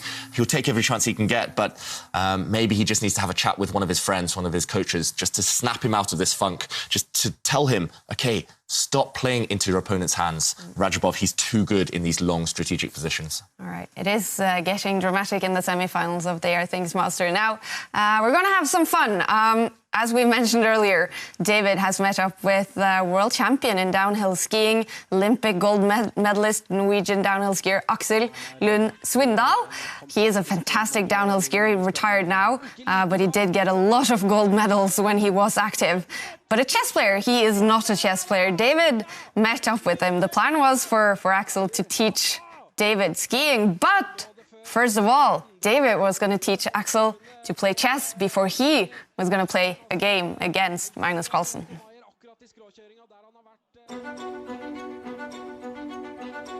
We're here today at Snow, and I'm very excited. I'm going to be meeting Aksel Lund Svindal, a Norwegian Olympic medalist at alpine skiing. Yeah, I'm actually a bit terrified as well. As you see behind, it's a big slope, and I'm British. I haven't skied much in my life. Luckily, we're going to be playing some chess first. Svindal is actually going to play against Magnus Carlsen later. What Carlsen doesn't know is that I'm going to train Svindal. Carlsen will never know what hit him. So I'm not a chess player at all. Okay, but suddenly you're jumping in at the deep end and playing the world champion later. That's yeah, exactly. It's pretty brave. It's well, I mean, I guess you're here to hold my hand, so that's why it feels somewhat safe. If you trick Magnus, that'll be the highlight of my life, pretty much, okay. My chess career. Just kind of teach you a few things about what you should be aiming for in the beginning of the game. Okay, let's start with that, actually. Okay, so there's 3 things to remember in the beginning, like control the center, ideally with a pawn, then develop some pieces, and then get the king to safety. Do you know about castling? Do I know about? Castling. And this one goes... Jumps over, yes. But these, what, towers, what do you call them? Yeah, rooks. Rooks. Yeah. If we move this guy, then this guy has some protection. Actually, yeah. But with this opening, there's no way he could have gotten me to chess. No, he can't have checked you nearly no matter what he does. Yeah. So this is also part of our strategy then. Exactly. I was told when I was young, knights before bishops. Knight on the rim is dim. If we put the horse here, he can strike on both. What we want here is to attack this guy and this guy.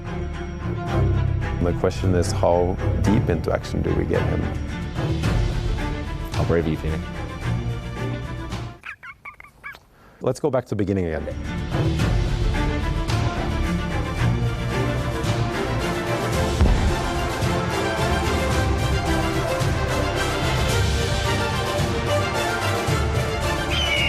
Okay. I understand that chess is relatively new to you? Yeah, I have a lot more time than you have, so... Yeah, you have plenty of time to think, plenty of time to talk. Okay, so I'll do my best at doing both. We'll start. Yeah, that's a good first move. If you could attack that knight, that would be good for you. Yeah, but I can, but then you have a horse there, I see. But I can attack it with something else, maybe. Hold on. Well...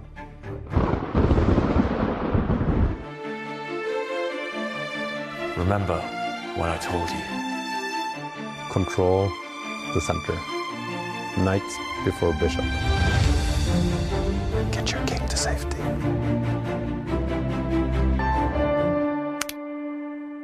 Nope. No, that wasn't it. That was a horrible move. This is a move that neither defends any pieces nor attacks any pieces. It's a good rule for life as well. If you do things that are inherently purposeless, then that's not a good idea. If you have a purposeless move in life, doesn't seem very motivating. No. Oh, I forgot that I have little time. Actually, I'm nervous, which just like makes no sense whatsoever. You have the chance to win that knight back. Don't talk too much. But now I'm coming for you. I'll give a check. This is not awesome. So now the conclusion is very near. It is? And there we have it. That's the checkmate.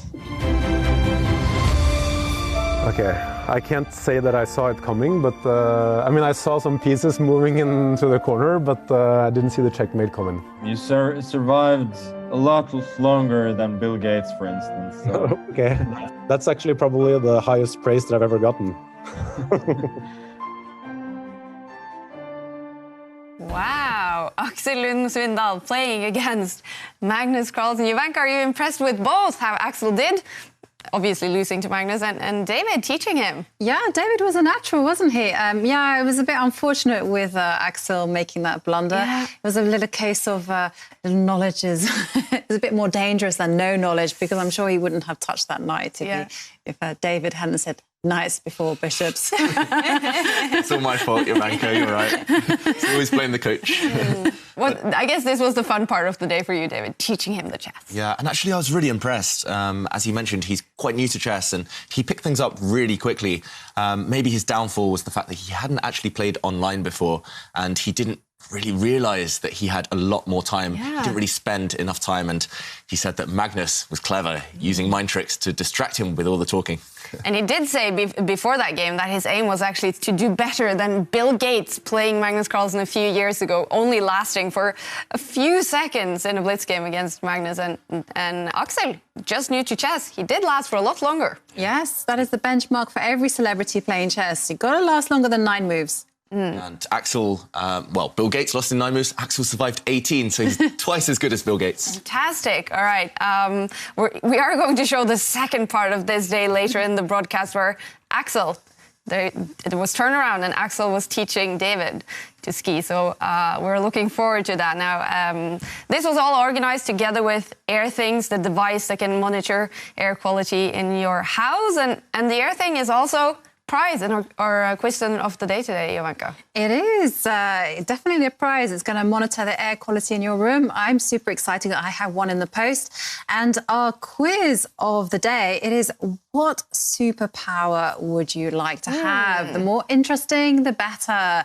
Of course, I would like mind reading. Yes. Mind reading, but I have to say, there was a great program once. It was a comedy program where this girl actually got the ability to mind read, and she mind read that the dog really liked her. It's like, oh, I love you, dog. And she was like, I do not want this power. So, of course, any interesting powers that you'd love to have, the more fascinating, the more out there, you know, the better. The better, and we'll feature them on the show. Yeah, I would like the classic to be able to fly. I think that would be amazing. Okay, I think Daniil Dubov, he's going to want to just win that next game, because that is what it is all about for him now. We will follow now in the next one the game between Daniil Dubov and Timur Radjabov. And the status is that if Timur Radjabov wins this next game, he will be in the final. It will be all over. So Dubov at least needs a draw in hope to take it all the way and to take it to tie breaks. But preferably with white pieces. He's going to want to, with the black pieces, he wants to win, David. And I mean, head to head here, it's very tight between these two. It is very tight, but remember, Timur Radjabov, actually, before this semi-final, he was behind. It's just the fact that he's won 3 games against Daniil Dubov in this semi-final without reply. So the trend is in Radjabov's favour. Their recent history does favour him. Daniil Dubov, he just needs to remember that he is capable. He did knock out the world champion Magnus Carlsen. He can do it, but he needs something a bit different. What's going to be Timur Radjabov's strategy in this next game, Jovanka, with the white pieces? Is it going for that win to just end it, or do you think he's going to go for the draw? I think he's just going to play normal chess, you know, see what has to be done over the chessboard. He knows that the pressure is on Dubov. He's super experienced, and well, we've seen it. He's like a mind Jedi, isn't he? Yeah. He's playing so calm, so focused. He is actually my favourite now to win the Airthings Masters. He's been that impressive. Wow. And we know now, David, it is not just another chess game now. So much at stake in this next game. How will mentality and nerves be for them now? Yeah, I think both players will feel a bit nervous. I mean, Radjabov, he hides it very well. That's the key. Dubov maybe showing those nerves with his moves, with those blunders that we've seen. It's more for Radjabov, it's just more of the same. For Dubov, he just needs to channel that same energy. Remember that he did beat Magnus Carlsen. He can beat the best in the world. It's just finding that kind of vibe, finding that rhythm, getting into it. We are getting close to that. Could be the final game in the semi-final between Radjabov and Daniil Dubov if Radjabov wins that game. Wow, I'm getting super excited for this one. I'm so excited to see if Radjabov with the white pieces will go for the win. And the second game in the semi-final between Maxim Vachier-Lagrave and Levon Aronian, it is being played right now. They already started their second game, and we know what needs to happen there as well.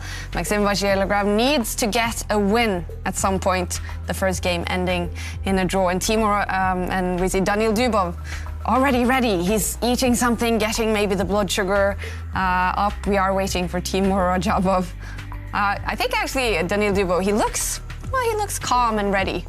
He's wearing his lucky Balenciaga top. A lot of Balenciaga commercial in this picture right now. We know that also Maxim's sweater is that brand. Yes, and Daniil Dubov, he is stocking up on those snacks. He needs that energy a bit later in games. Remember, his blunder in that last game, it came right near the end, deep into the game. So maybe he's just lacking in that extra energy. It is close to evening time now over in Russia. So he needs to make sure that he keeps that stamina to take his chances if and when they come. Timur Radjabov, meanwhile, that looks like a comfy chair he's been sitting in. Maybe that's another secret to why he's been so impressive this week. We are waiting for Timur Radjabov, that chair. We know he said he started playing some online games as well, computer games, Counter-Strike, I think he said he was playing. Turns out it's good training for him. Yeah, everyone, I think in life, not just in chess, everyone needs a way to switch off and relax, and whatever Radjabov's doing is working for him. Yeah. Well, he's not here yet. We are waiting for the second game. Could be the decisive game in the semi-final between Radjabov and Dubov. Well, Radjabov has still not shown up for the game. Daniil Dubov is waiting for him, planning is it easy for Daniil Dubov to expect what Radjabov will choose? Is Radjabov one of those players with the same openings again and again? Maybe less so than some of the other players in the tournament. Radjabov, especially with white, he can serve with both hands. He can, he can surprise his opponent with anything.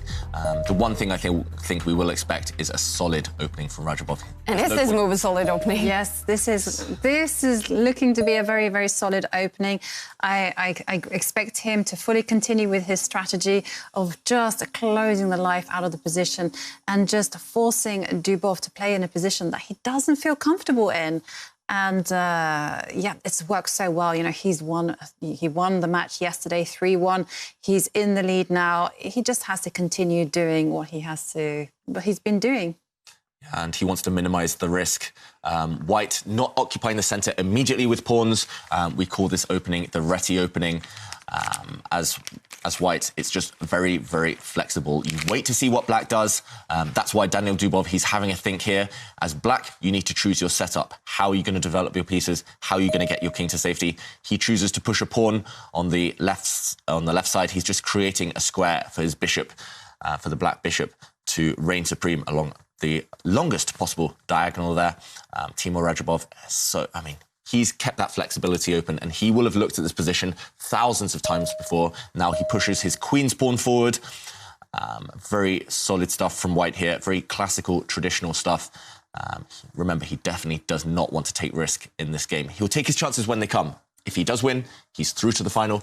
But he knows frustrating Daniil Dubov, stifling him, stopping him from getting his type of position, that is the priority. Yeah, and we have seen a kind of a little bit of unusual move order, in fact. We don't often see this opening at high level where they neglect to develop the dark squared bishop and focus on developing the light square bishop. And I know that this is actually a system that's very popular with the old English grandmasters. I know Nigel Short was a big fan of this, and also Jonathan Spielman. And it's inviting white to take the centre. And then once white has taken the centre, they're like, fine, we're going to attack. Yes, and we do see white does have these two nice pawns controlling lots of central squares right now. Meanwhile, some bishops have been developed. You mentioned it, Jovanka. In the English school of chess, this is what we play quite often as black, but it's only because we're too lazy to study our openings. We don't want to learn anything. We just want to get our pieces out into sensible positions and then maybe outmaneuver the opponent a bit later in the middle game, and both players developing very naturally now. Both kings, you notice, very quick to castle, very quick to dart towards that right side to safety. This game, it will liven up a bit later on. It's all about the centre now. Whose pieces will be better placed to control the centre? And if we bring up the analysis board, we can see the key factor in this position are maybe as well the bishops, especially after this last move. Look at black's bishops along the longest possible diagonals. These bishops will create this kind of sword effect, this arrow effect along these two diagonals. Black is trying to open things up. That is why he doesn't mind letting white occupy the centre with pawns, because the black bishops, they will control squares long range. They will eye up the centre from afar. This position is balanced. Personally, I quite like it for black, but white is extremely solid. Mm-hmm. Yeah, I actually quite like this position for black as well.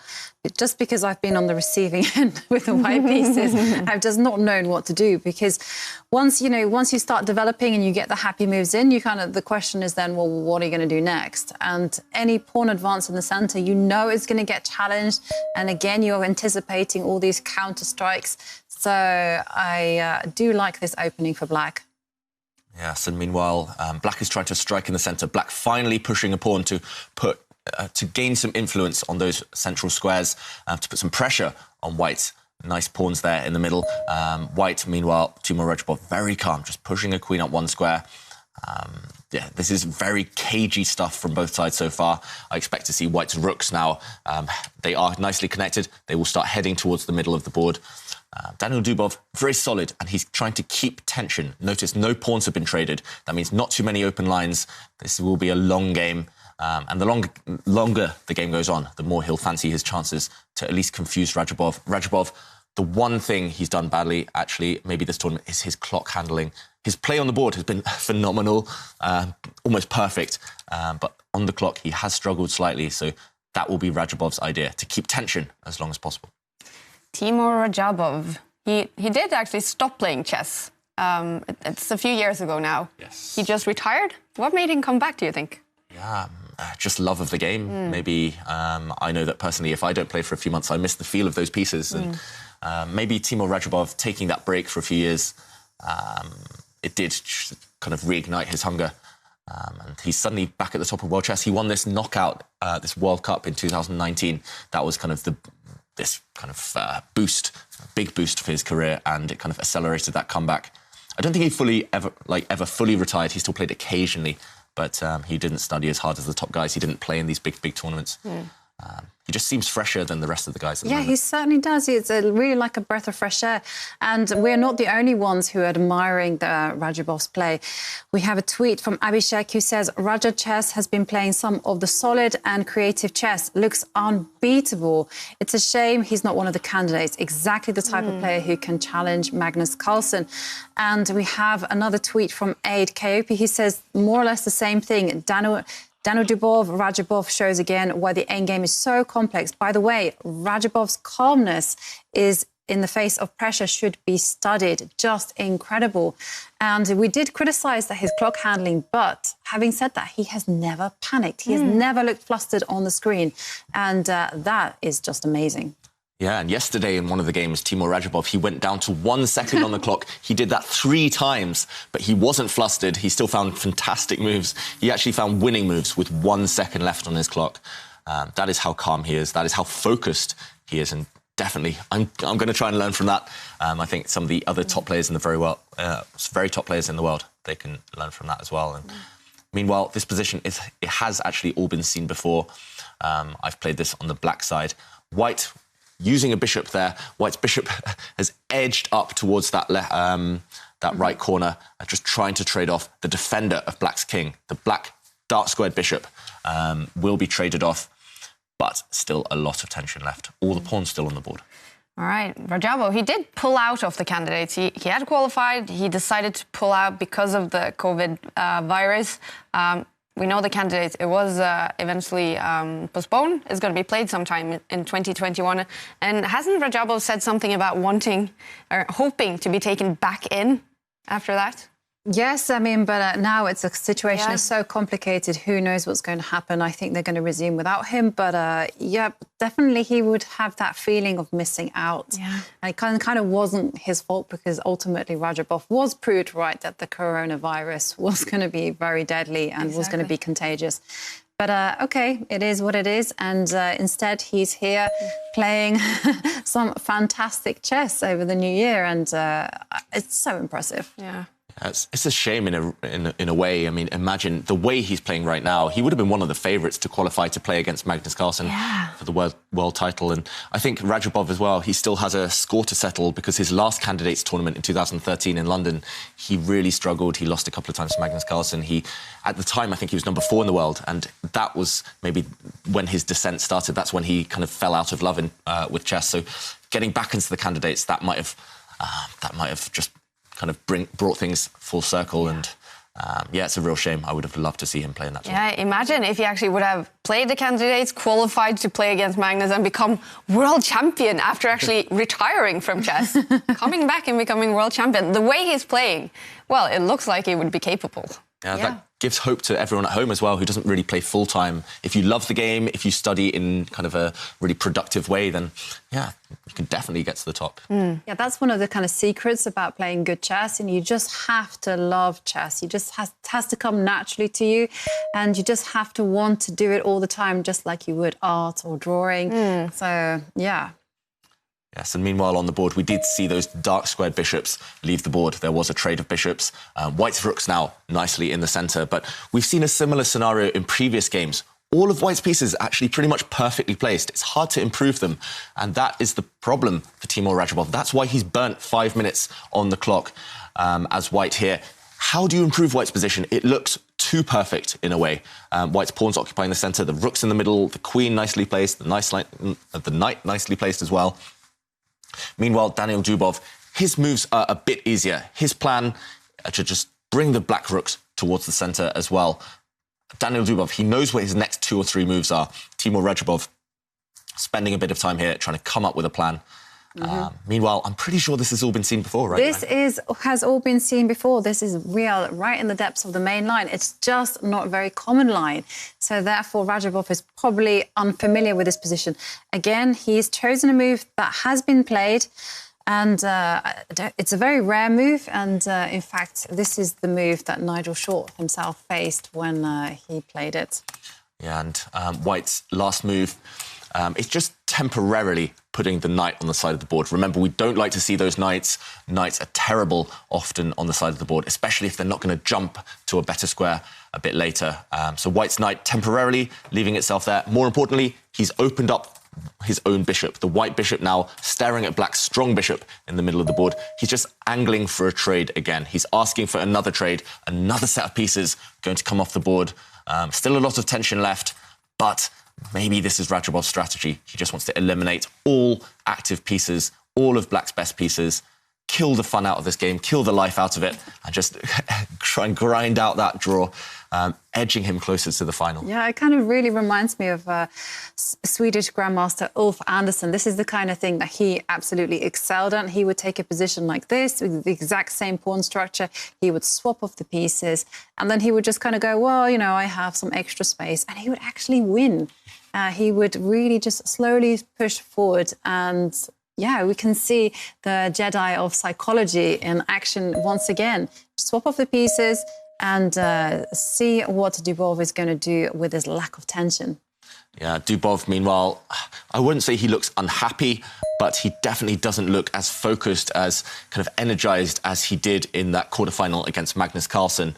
Dubov, yeah, he just hasn't got the type of positions that he likes. And I think that one kind of interested viewer will be Magnus Carlsen. He will be taking tips from Timur Radjabov's match strategy. He knows now that Daniil Dubov, who has eliminated him from this tournament, who has given him so much trouble in the past. Maybe Daniil Dubov, he does struggle for consistency in these types of simplified positions where he can't get at the opponent's king. So maybe this is just very instructive play by Timur Radjabov, and I know that for me, this is the type of psychology that I enjoy watching. I know for Magnus, it will be something to learn from as well. No, it's a different type of chess. I mean, this one I find just as beautiful as like a big sacrificial attack. I just really like it when the two top dogs kind of like outmaneuver each other. You see psychology at play. You see issues such as time control, the personality of the player. Because this is kind of, you don't often see this at the top level. This is something that's much more common, say, in an open, big Swiss player, Swiss Open, where you have thousands of players playing different levels, and it takes it kind of all the way back, a new approach. Yeah. So meanwhile, if we bring up the analysis board, we can see Timur Radjabov. He has spent a lot of time on the clock, but he's done something quite scary, quite clever. He's put his queen ominously close to this black king. This black king will never feel safe now over the next few moves. And the white knight, I said it was terrible on the side of the board. Potentially, this white knight might try and combine with the white queen to create a checkmating attack. Meanwhile, though, the square that they're pointing at, they're both pointing at this square. It is very well fortified. This pawn is very well protected by its fellow. At the moment, black's king position is safe, but he should not allow white's knight to be improved. He should not get nervous about the fact his king's in the corner. It's very easy to panic here, but I think Timur Radjabov, his attack, it's a bit of a semi-bluff right now. He just needs to be patient and evict that queen a bit later on. Yeah. Yeah, it does look scary, though. I have to say, I actually lost to Fabiano Caruana because he put his queen on that square. And he kind of criticised my play afterwards. He said, you should always chase that queen away. Why are you letting me have such a beautiful queen in the middle of your camp? And I was like, well, there's lots of tactics happening elsewhere. And he was like, no, focus on that queen. So I do expect to be able to chase that queen away. So you think that's priority number one, get rid of that queen? Yeah, I think so. I mean, it's just super unpleasant because, you know, the problem with a queen like that is you start to get ghosts in your head. You start like, oh, well, you know, maybe if white rearranged his rook and the knight, you know, if there's a rook there and then suddenly there's a knight and another square and everything is pointing towards that pawn in front of the black king, yeah, then it's checkmate. And before you know it, that's how the ghosts operate. You know, before you know it, in your head, white has had all these moves, you've had none, and you go into full-on panic mode. Yes, and Daniil Dubov, he's not one used to seeing ghosts, and he actually just ignores the white queen. He's just saying, you do your worst, you try to do whatever you want, I'm going to ignore you, I'm calling your bluff. And there he swings the black rook off to the other side of the board. There you go, here is ghost number one coming. So he's retreated that knight to a different square, and it has a plan, it has a kind of adventure. It's going to jump to the square that I was fearing. And you can see it there. Yes, that's exactly where it's going to be jumping to.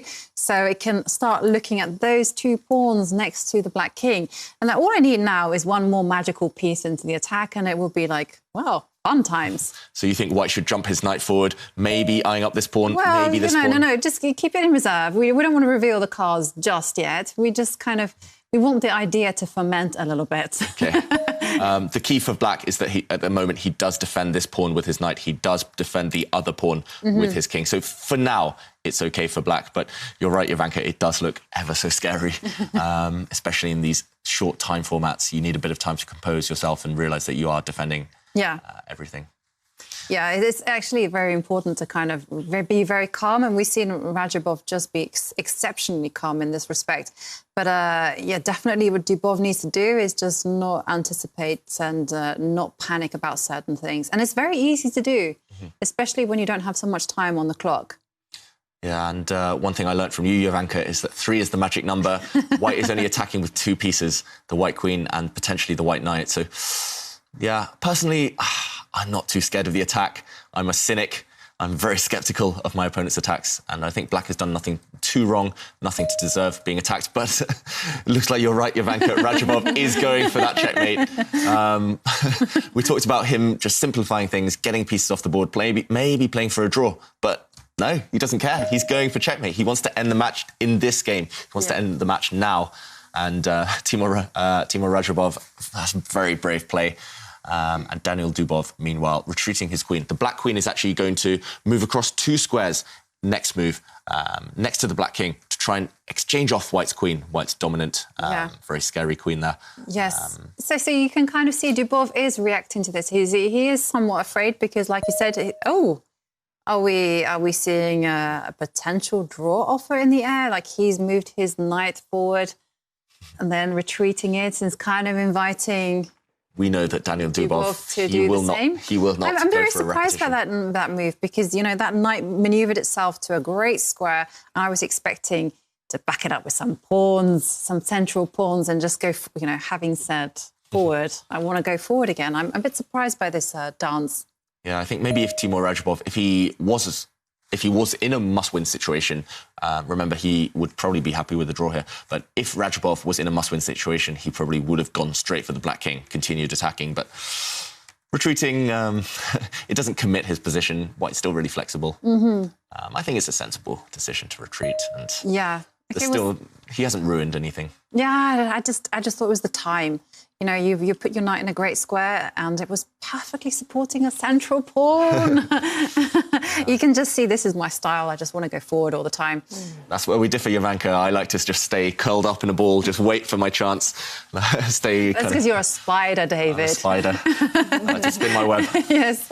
All right, Daniil Dubov, he needs 2 wins in the 3 last games here to take it to tie breaks. And Maxim Vachier-Lagrave, he also needs to win to take it to tie breaks. And I'm just keeping an eye on the game between him and Levon Aronian in the bottom here. And it looks like White is playing quite well. That Maxim does have an advantage in that game. So we could have some exciting tie breaks here today. All right, but Daniil Dubov, well, he shouldn't be happy with a draw in this game. No, definitely not. And Jovanka mentioned it. White, Timur Radjabov, he was kind of inviting a repetition of moves. If the position repeats itself 3 times, that is a draw. But Daniil Dubov, he said, no, I'm going to try and play for the win. I'm going to try and keep the tension. And black's last move with his queen, he's eyeing up white's pawn there on the same line. That white pawn is undefended. It's one of the only undefended things in white's camp. That's... Maybe it's not the most aggressive move. Yes, it does attack a pawn, but it's just asking the opponent a question. How do you defend it? Asking him to burn a bit of time on the clock, trying to figure that out. And Radjabov, he did spend a bit of time. He's now 6 minutes below on the clock. What do you think, Jovanka? Well, I thought that Dubov's last move was very intriguing because I thought it was a bit provocative because a player of my style would be like, you want me to go forward? With pleasure, I would have said. But, OK, instead, you see it's something very non-committal from Radjabov. Really, he's not giving that much ground. He's really trying to kill off the game. And he's just advancing his rook forward just to protect that pawn in the centre. But, yeah, very surprising for me. I wouldn't have expected. I would be quite frustrated by this kind of solidity. And Daniil Dubov now, he must be thinking, is the time right to try and strike, to launch an attack maybe on that left side? If we bring up the analysis board, we can see White just defending that pawn with his last move, with that rook move. And as Jovanka mentions, one very tempting option, next move, if White gets time, is to push forward and attack this black queen, gaining even more space in the centre. So meanwhile, I think Daniil Dubov, this has to be the moment, surely, to push, to create some counterplay, to actually create some winning chances at least. It might work, it might not, but either way, he needs to try. Lots of tension here. This is where black's rooks are, these 2 lines. OK, he doesn't do this. These 2 lines, though, I think black needs to open these up for his rooks. He needs to open up some pawns there. Instead, in this position, he just dropped his queen forward, eyeing up this white king. It's a sensible move, but there is no immediate threat. He's still biding his time. I like it. Stuff. I actually like it because, you know, he's really, I think Dubov is finally adapting to the situation. He knows that actually Radjabov wanted him to make that poor move because Radjabov kept everything in the center so fluid and so tension. And here he's like, OK, I'm not going to do that. I'm just going to improve my queen to the maximum square. You're going to have a hard job chasing it out. And I still have that idea of making that pawn advance on the left. And what are you going to do next? Yep. And it's a clever kind of plan, especially because when we look at the clock differences, well, Radjabov is under 6 minutes. Meanwhile, Dubov has, 12 minutes, just over 11 minutes. Maybe he does sense that is his best chance to keep the tension as long as possible and wait till Radjabov gets down to 2 or 3 minutes and then open things up and then pounce and then start to kind of just try and confuse him. Meanwhile, Radjabov, we did mention that's our only criticism of him in this tournament is that he's played slightly slower than most of his rivals, and that might become a factor later on. 5 minutes now for Radjabov. Still a lot of tension. All the pawns left on the board. He needs to clarify that tension somehow to make his position just easier to play. Yeah. Personally, I've always loved these positions with black, partly because, as we mentioned, English School of Chess, but partly as well because it's not clear what White's plan is. What should White be aiming for? Do you gain more space in the centre? Do you try and trade the queens? What do you keep on the board? What do you take off the board? It's so many questions, and that's why Timur Radjabov is spending so much time. He needs to speed up. Yeah, so that's so you heard it here. David really likes the position for black, but I'd like to put that question actually to the viewers. Who do you prefer to play? Do you think Dubov is actually going to do it, going to strike back? It's a very tense situation right now, and we'd love for you to join in the conversation. And you can do this by tweeting us using the hashtag #ChessChamps. Yes, and I prefer to be black here just because it's easier to play, but that doesn't necessarily mean that black has the advantage. And we see that on the evaluation bar. It's roughly in the middle. Surprising move there by Timur Radjabov, but he was uncomfortable with that queen just eyeing up his king indirectly. So he does step back with the king. An odd move, an odd square for the king. He did just move his king, remember. White only put his king up 1 square just a couple of moves ago. Now he's retreating it again. That really shows some indecision on Radjabov's part. It shows he's not fully sure what his plan is either. And Daniel Dubov, 6 extra minutes. He needs to come up with a plan quickly. He needs to keep applying that pressure on the clock as well as on the board. Yeah, what an odd move, though. I would never have in a million years dreamt of moving my king like that. I would have been thinking about maybe retreating the queen. But I really am not liking the trend of Radjabov's position. You know, I really didn't approve of just moving the rook slightly forward. I felt that this was the time to kind of go forward. And OK, we'll see what happens next. Yeah. I'm not entirely sure what Dubov should be doing to take advantage. I mean, I would... Is the time right now, David, to actually make that pawn push, or is this wait-and-see strategy just working a treat? I think both are fine, and Dubov, he goes for that wait-and-see strategy. That last move by black, it actually doesn't do too much, but it's just putting the onus back on white, saying, OK, it's your turn again, your clock is ticking, you didn't come up with a plan last move, so can you come up with a plan this time? And Radjabov, spending more time on the clock, going to go under 4 minutes soon. I like the strategy from Dubov. I think finally he's playing those mind games back. He has been the one under pressure. He has been playing on Radjabov's home ground, on his territory. Now he's finally kind of embracing that psychology and saying, OK, now I'm going to put the pressure on you. I'm going to play mind games. I'm going to wait. You're the one who has to do something this time. I'm not going to make it easy for you. And well, we see the waiting continuing because now Radjabov has just moved his rook 1 square up the board. Perhaps now he's thinking, I'm going to get rid of this queen, because it was a little bit annoying in the side. But as black, I would be tempted. OK, the wait and see continues. It's like a cat and mouse game. I was expecting, OK, now they're finally going to push with a pawn on the left side. But nope, it continues. The queen has now moved. Yeah, those queens are dancing around. The black queen, just retreating one square, but note how she's now on the same line as the white king. That is always slightly uncomfortable. That is why Timur Radjabov, he does shift his king back to the square it came from, away from the eye line of that black queen. This is very cagey, both sides.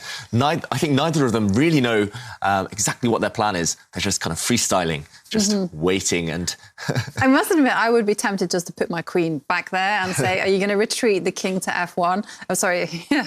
And then I'm just going to open up. The problem with that is if you make a quick move, if you make white's move obvious, Timur Radjabov, he'll play it immediately and gain 10 seconds on the clock, and maybe you don't want him to gain time on the clock. Yeah, when you look at the clock situation, you can see that Dubov is just under 9.5 minutes.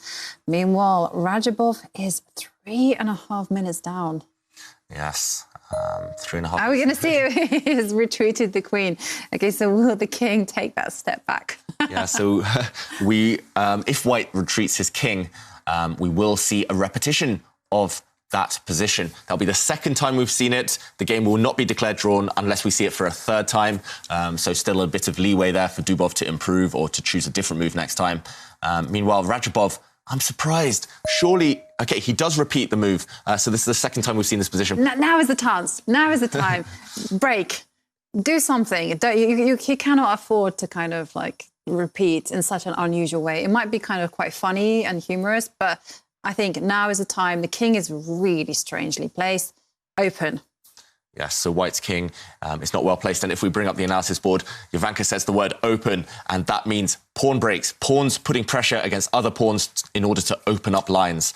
And I think this move, pushing the pawn on this side, look at this tension again, just opening things up here. And the reason black should open up the position is because white's king is just a bit funny and a bit weaker than its opponent, the black queen dominant here in the middle of the board. If black can open up the lines for these two rooks, then black will have a big advantage. And meanwhile, that will give an awkward decision to Timur Radjabov. If black pushes this pawn, I don't know what white should do. It's very hard to keep the position closed. Suddenly, it's a whole different ball game. Suddenly, it's very direct play after all this slow manoeuvring. Radjabov, with only 3.5 minutes, he might not be able to adjust to that new kind of new scenario. Exactly. But, Radjabov still has a lot of fans on Twitter. We have a tweet from Roland Duca. He says, Radjabov is simply playing consistently good, that Dubov just can't beat him today. We'll move to the final against Aronian. I don't know. I'm not sure I agree with that comment, because it seems like in this game, Dubov is finally getting the measure of these mind tricks. Yeah, but has he left his late charge? I mean, has he left it too late in the match? He not only needs to win this game, remember, but he also needs to win one of the last two at least and not be defeated in the process. Still this game in the bag and still 2 more games to go. Anything can happen. It doesn't actually matter, what margin he wins. As long as he wins the match, that's enough. Okay, and Daniel Dubov, he continues to play the waiting game. Again, it's this shadow boxing, just players sizing each other up. That's a very non-committal move by black, just shuffling the rook across there. We do generally like to advocate this doubling of rooks, the 2 rooks lined up together. We love that in general, but maybe black should have been a bit more direct. Now white has closed down the centre, white gaining space in the middle, and now we see those 2 black rooks. They look a bit silly. They should, now they're completely blocked. Daniel Dubov maybe just missing an opportunity to open things up. Okay, he finally goes for that pawn move that we've been asking for over the last 5 or 6 turns.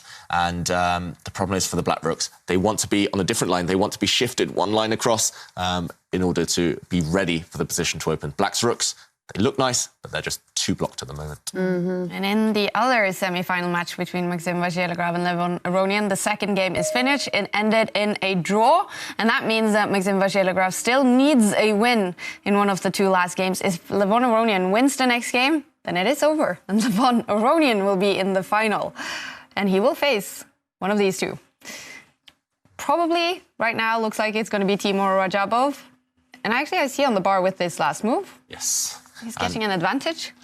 Quite possibly. And actually, this is very, very sneaky play by Timur Radjabov. If we bring up the analysis board, we can see maybe there's one factor that we didn't take into account a few moves ago. And now it's actually the fact that this black queen, it's lacking escape squares. it might potentially get trapped. At the moment, it only has one escape square, one safe square to run away to. That is to step back. So Timur Radjabov, with this last move, pushing the pawn forward, it's taken away one square from the queen. Maybe, if he gets time, for example, if black makes a move on the other side, if white gets time, he might push this pawn forward as well, suddenly taking away black's only safe square for the queen. And this queen would be trapped in the middle of the board. Such a rare scenario, a rare case to happen, and white would win that queen by bringing his rook across. This is very sneaky stuff by Timur Radjabov. Maybe Daniel Dubov, he missed this idea. Yeah, I think so too. This is super dangerous. Look at that sneaky pawn move, trapping the queen in the middle of the board. That's so unusual, but okay. Well, we are going to see something in action because now I don't think he's seen it. Actually, I'm going to call it. I don't think he's seen it. I don't think he's even considered the possibility that his queen might get trapped, because now we are fully expecting Radjabov to move his pawn on that square that David illustrated and potentially trap the queen. And there we see it. The computer moves just below the board there. It does suggest pushing this pawn forward, taking away the remaining escape square for the black queen. And the black queen is trapped. It just can't move. Next turn, white will just try and attack this queen, try to win the queen. Daniel Dubov, he blundered. He missed this move. He's losing now because this black queen cannot run away. But will Radjabov be brave? Will he find this move, pushing the pawn forward and trapping the black queen? So we are looking for one move by Timur Radjabov now. That one pawn. Yeah, and actually, just look at the play. I think it's just dawned on Dubov. He is really not happy. And you can see Radjabov is now on pounce mode. You know, because why else did he make that pawn move if he didn't have this in mind? Less than 2 minutes on the clock, and we are looking for this one pawn move by Timur Radjabov. And if he makes it, he's simply winning this game. He should be. I mean, it's still not over yet. The black queen isn't immediately attacked, so he will have one. Okay. It's on the board, David. It's on the board. Okay, Dubov is in trouble, and he's found the best response to push the pawn and give his queen an escape square. But, okay, you know, this is a seriously bad position now. Yeah, that last move is a move that Daniel Dubov did not want to play. It's the type of move you have to make in desperation, but you want that pawn further back. Now, white has many tempting options. Timur Radjabov, he can go for a long strategic advantage. Okay, he plays a special move. We've mentioned it in the past, en passant. When a black pawn moves 2 squares forward on its first turn, it can be captured as if it just moves 1 square, and white does trade the pawn in the centre. It does look like white is going to go a pawn up, and it's not just any pawn. Black's position is starting to crumble. Okay, black takes that pawn back with his queen. Okay, Timur Radjabov has, again, many tempting options. Daniel Dubov, his queen has survived, so he did not lose immediately, but white has a big, big advantage now. White, for example, I would be thinking of improving that rook at the bottom there, just shuffling it across one square. He's played something else, David. He has moved the queen and is now attacking that backward pawn in the centre. It's backward, it cannot move forward. And just look at all those pieces on that diagonal, those 2 black rooks, the pawn and the white queen. I've never seen a pattern like that, have you? Very rarely. And Jovanka mentions this pattern. This queen has retreated on its last turn, but more importantly, it's eyeing up black's pieces along this diagonal. Black has many undefended pieces on this diagonal. The first target, though, is this pawn. Look, white is ganging up, using teamwork, ganging up against this pawn. It's only defended once. And even if black defends it, white's other rook will be ready to join the action. Imagine 3 pieces ganging up against this poor pawn. It will be lost, quite likely. White will go a pawn up, and he will be odds on to win this game. Daniel Dubov, he's just missed these last few moves. He's under pressure, and look at his face. He does not look happy right now. Yeah, he could be out in just 2 games. If Radjabov wins this game and is looking very promising, that is it. He is through to the final because, oh, dear me, what great chess from Radjabov. Yeah, I mean, this has just been supreme. Yeah, supreme. The only thing that can stop him, we've said this before, and it's never stopped him in the past, but the only thing that could stop him is the clock. White now only got 1 minute left, Timur Radjabov. He does have this dominating position, especially because Daniel Dubov has had to retreat a knight. The black knight guarding that pawn that we highlighted, but the black knight is terrible on the edge of the board. It had to put itself on a far worse square just to survive, just to make sure that the rest of the black's position didn't crumble, and there black is also forced to retreat the queen. All of black's pieces are retreating now. They are heading backwards. There's just nothing else for them to do. Yeah. I think white is in complete control. All he needs to do is improve the rest of his pieces. Look at that. That knight is now coming in. Here comes Johnny. Oh!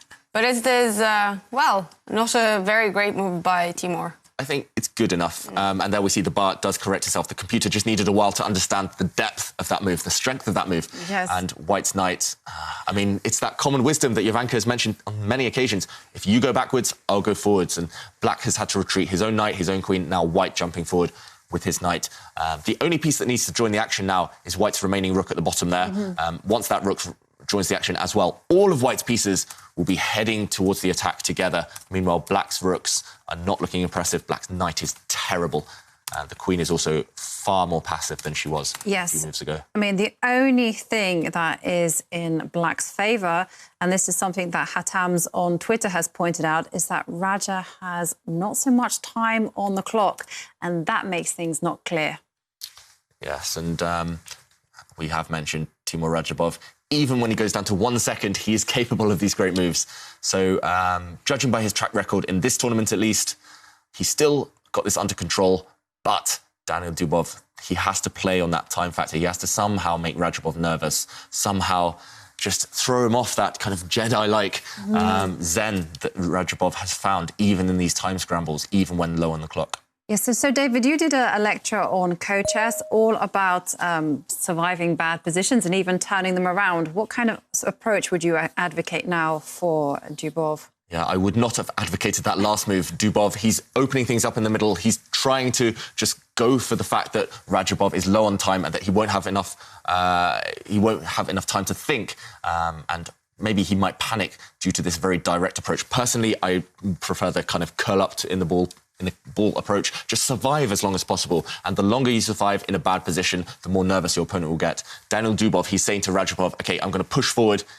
Maybe you can punish me immediately, but maybe not. And there we see a trade of pawns in the middle. Radjabov not panicking. But down to 30 seconds now. And black was threatening checkmate in one move on that last turn. Black's queen was going to try and bring itself down to that bottom right corner to checkmate the white king. That's why white's king has taken the time out to step across, covering all the weak squares, covering any entry squares for the black queen. Yeah.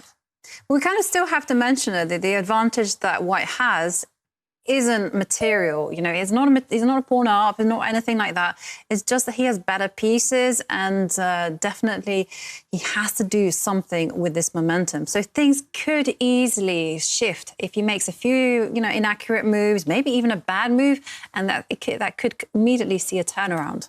Yeah, so it's definitely not game over, especially with Radjabov now under 20 seconds on the clock.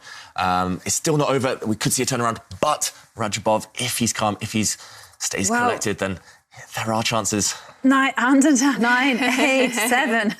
I don't like it. He keeps pushing himself in this pressured situation. I think he's determined to increase our blood pressure simultaneously. It's just too nerve-wracking. OK, so Radjabov improving his knight, and he's set up a very nasty trick, actually.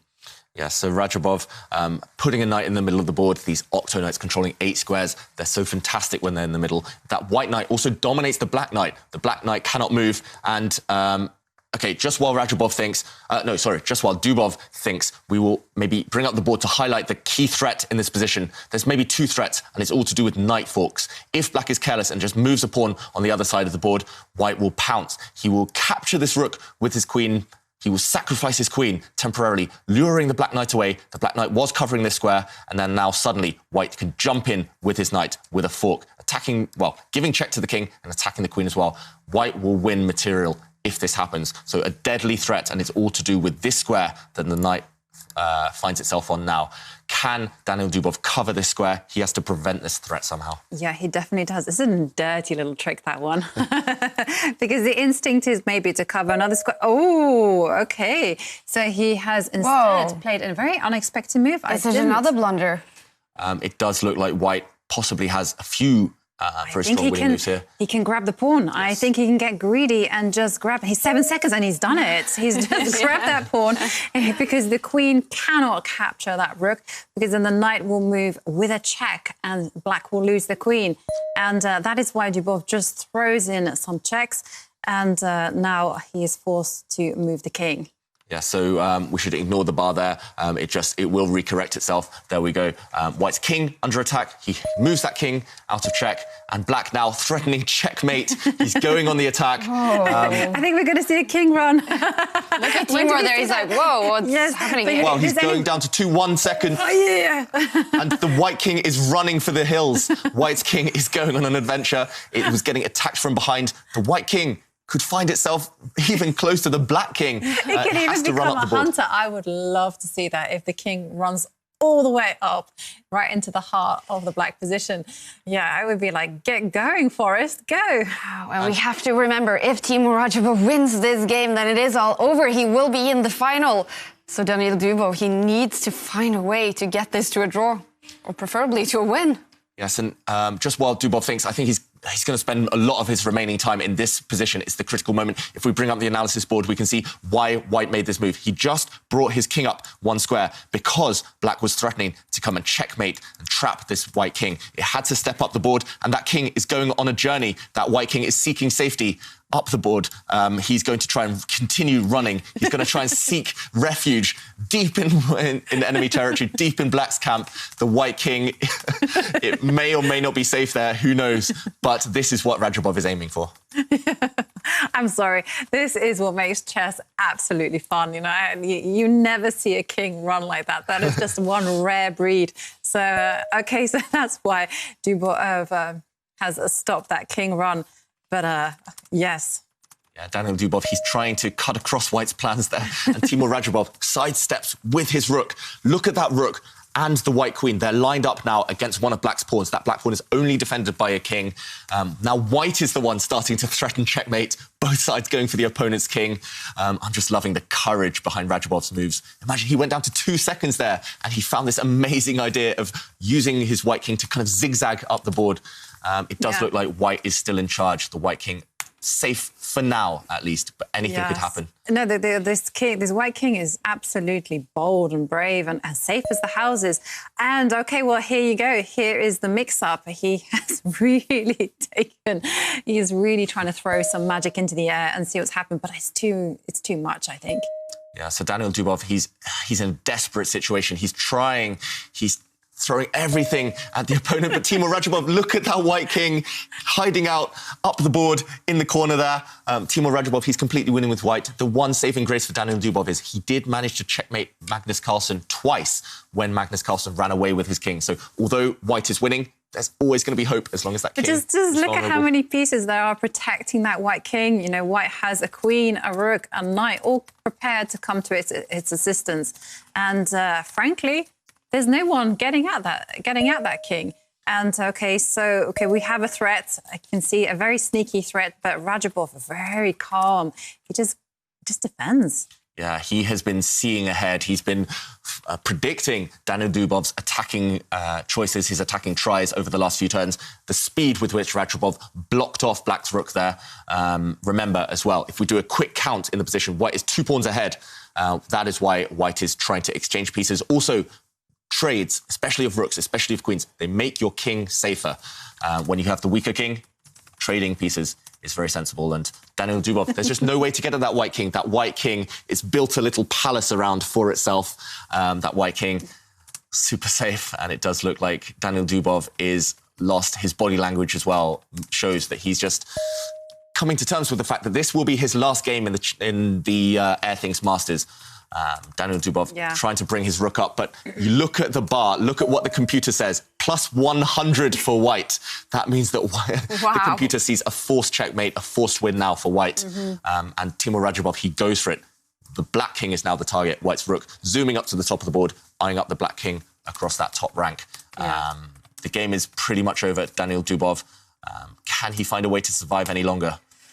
Yeah, it's looking unlikely, and I'm just super impressed by Radjabov there, and Chess Bruv sums it up for me.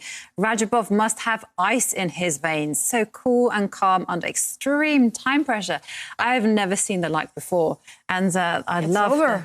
It's over. Daniil Dubov has resigned. It is all over. Not only this game, the semi-final match between these two, it's over. Daniil Dubov, he's out. Timur Radjabov is heading to the Airthings Masters final. Wow, I have to say, I'm a little bit surprised. I didn't think that before the tournament started, but wow, how impressive is his play. It's just brilliant. It's a masterpiece in the making. I love this game. You know, I didn't expect it. All these very unusual maneuvers that he made, the kind of wait and see game, and then suddenly he pounced, and that's it. Dubov was helpless. And Dubov, well, we see he's disappointed, but not much to read out of Timur Radjabov. It's not easy to see if he's probably inside David. He must be so excited. Yeah, it's so well deserved. He's definitely hiding it right now. He still wants to maintain this Jedi persona that we've become so accustomed to.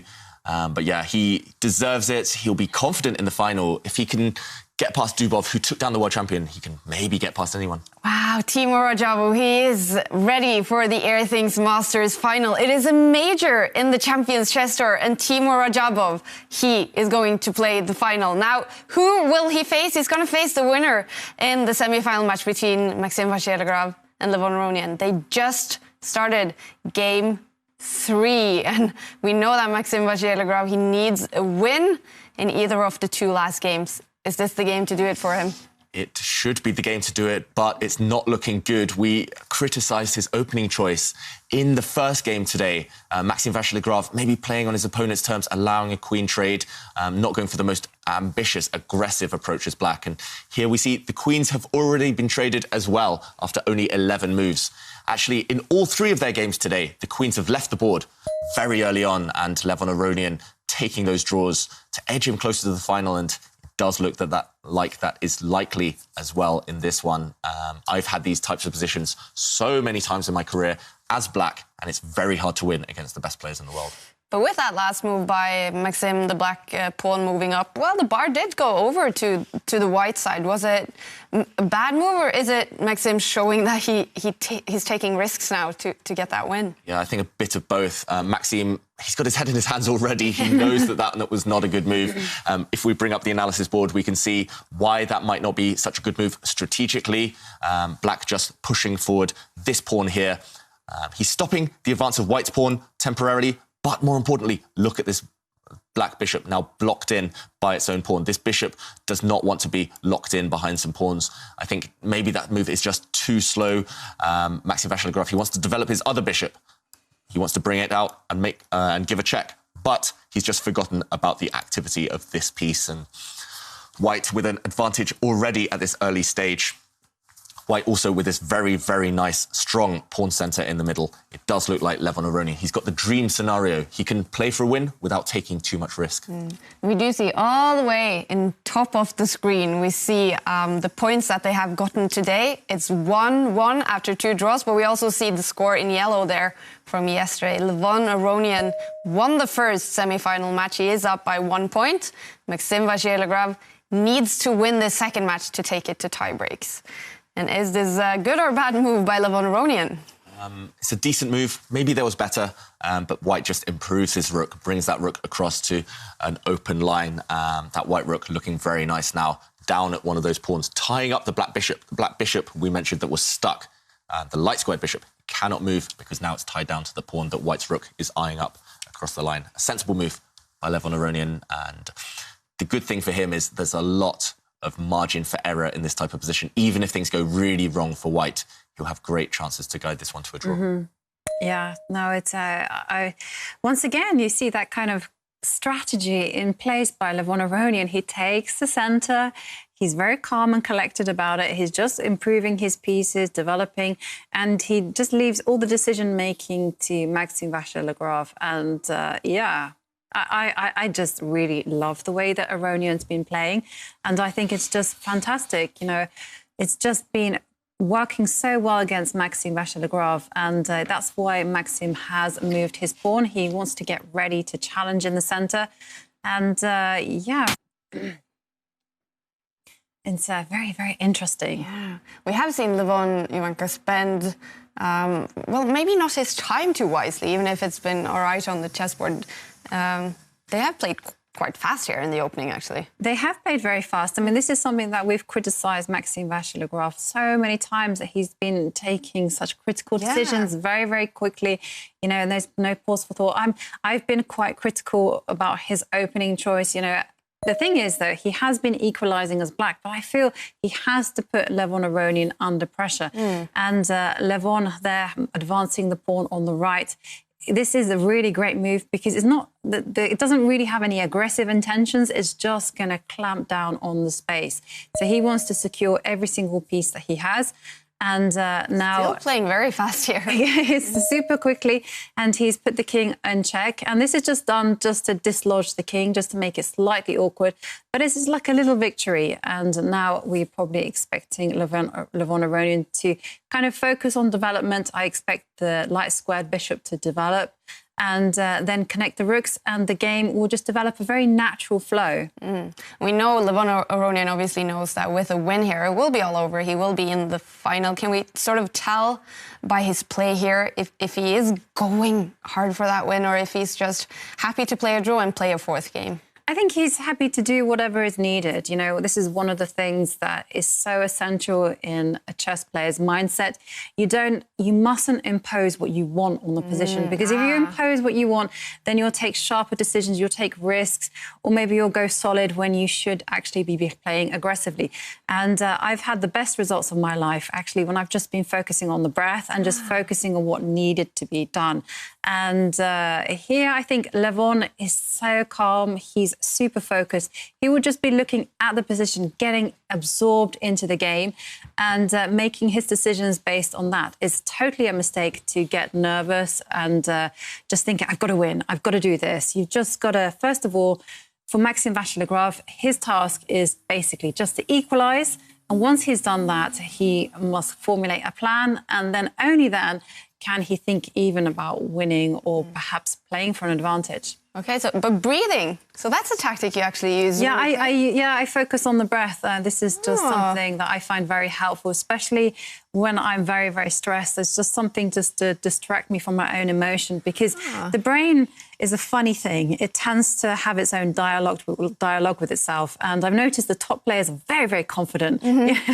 But for much more mainstream players, the brain is always going, oh, you messed up again. Why am I not surprised? And in order to shut that voice out, or then you just kind of think, focus on the breath. And I also saw an interview with Vachier-Lagrave, where someone... I can imagine, Indian player, and focus on that as well. And the one thing that really impressed me about it is that someone asked him the question, well, what happens when you get that tune stuck in your head? There's nothing worse when you're playing and you've got some silly little jingle in your mind and you just can't shake it.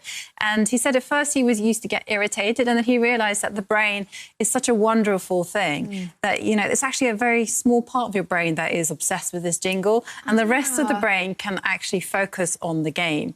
And I find just also deep breathing, breathe in, breathe out, just to be that kind of thing, just to bring me back, reset and focus. I even have mantras. I even tell myself, really? I'm calm, confident, yeah. I would love to. Okay, so you said that your superpower, you would love to be able to read minds. Yes. I would love to read your mind, Jovanka, when you're sitting at the chessboard. It's a bit chaotic. When you're talking to your pieces and you're listening to a jingle and talking to yourself, I think that would be a good reality show. Jovanka's thoughts minute by minute during a chess game. It's a bit nuts, actually.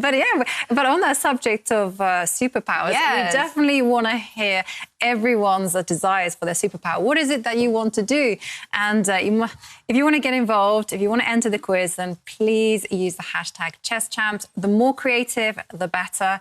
We don't want to just hear, I want to rule the world. Although that is quite a nice superpower. Oh, actually it is. Control the world. But the winner, the lucky winner, will win one of these Airthings devices, which monitors the quality of the air in your room. And I have to say, I'm becoming more and more obsessed with this device. I know. I mean, I just love looking. I know that Maxime Vachier-Lagrave has perfect air quality. He does. He's the player that we've seen with the best air quality constantly. Okay, and now after a long think, David, finally, Maxime thinking, he makes a move and the bar shifts over to the white side again. Yes, and that might be because he's put his knight on the side of the board. Knights on the rim are dim, as we always say. And yes, that black knight did kick back a white bishop, but I think those deep breaths that Maxime Vachier-Lagrave was taking, maybe they weren't quite to the right effect. And we do see his air quality there. It is slightly more humid than ideal for Maxime Vachier-Lagrave, but the rest is perfect temperature, perfect carbon dioxide levels. And yeah, I think Maxime Vachier-Lagrave, he needs to hope that air quality becomes a factor because, yeah, Levon Aronian has got this one under control. And there, the white king steps forward, connecting the white rooks, most importantly. Those white rooks now perfectly placed, pretty much. The other white rook in the bottom right corner, it's going to swing across, across to an open line. Black's pieces, they just don't look very well coordinated. The black knight on the edge of the board. The black bishops aren't very active. They aren't on very long diagonals right now. White controls the center of the board. Everything's against black in this position. He's not lost. Black very, very solid. Doesn't have too many weaknesses, but in a must-win situation, remember, Maxime Vachier-Lagrave, he needs to win either this game or the next one and not lose in the meantime. In that type of situation, it's just the wrong match strategy, Yeah. I think. So have you ever been in a must-win situation, David? Many times. And how have you done? Do you... 50-50, I think. 50-50. Sometimes you're able to do it, the adrenaline carries you through. Sometimes you get that type of position. Imagine sometimes you're in a must-win situation and your opponent also is. And that leads to the perfect scenario where you both throw everything at each other. But I think the kind of the most heartbreaking must-win situation in my career came last year. Well, in 2019, so not last year anymore, but towards the end of 2019 in the Isle of Man. I needed to win in the last game to qualify for the candidates tournament, which would find the winner again, which would find the challenger for Magnus Carlsen. And I just had that prize in my mind. I just thought, oh my God, this is the moment. I'm going to get to the World Championship and conquer the world. Superman. But unfortunately, that must-win situation, it just went to my head and I didn't sleep the whole night. I just kept waking up dreaming about the game and I couldn't focus. And then my opponent tried to make a draw against me and I took a big risk, which backfired.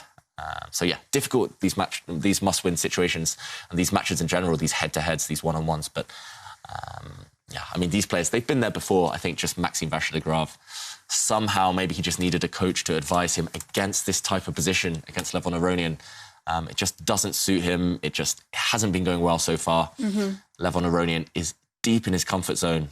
He does not look flustered. And yeah.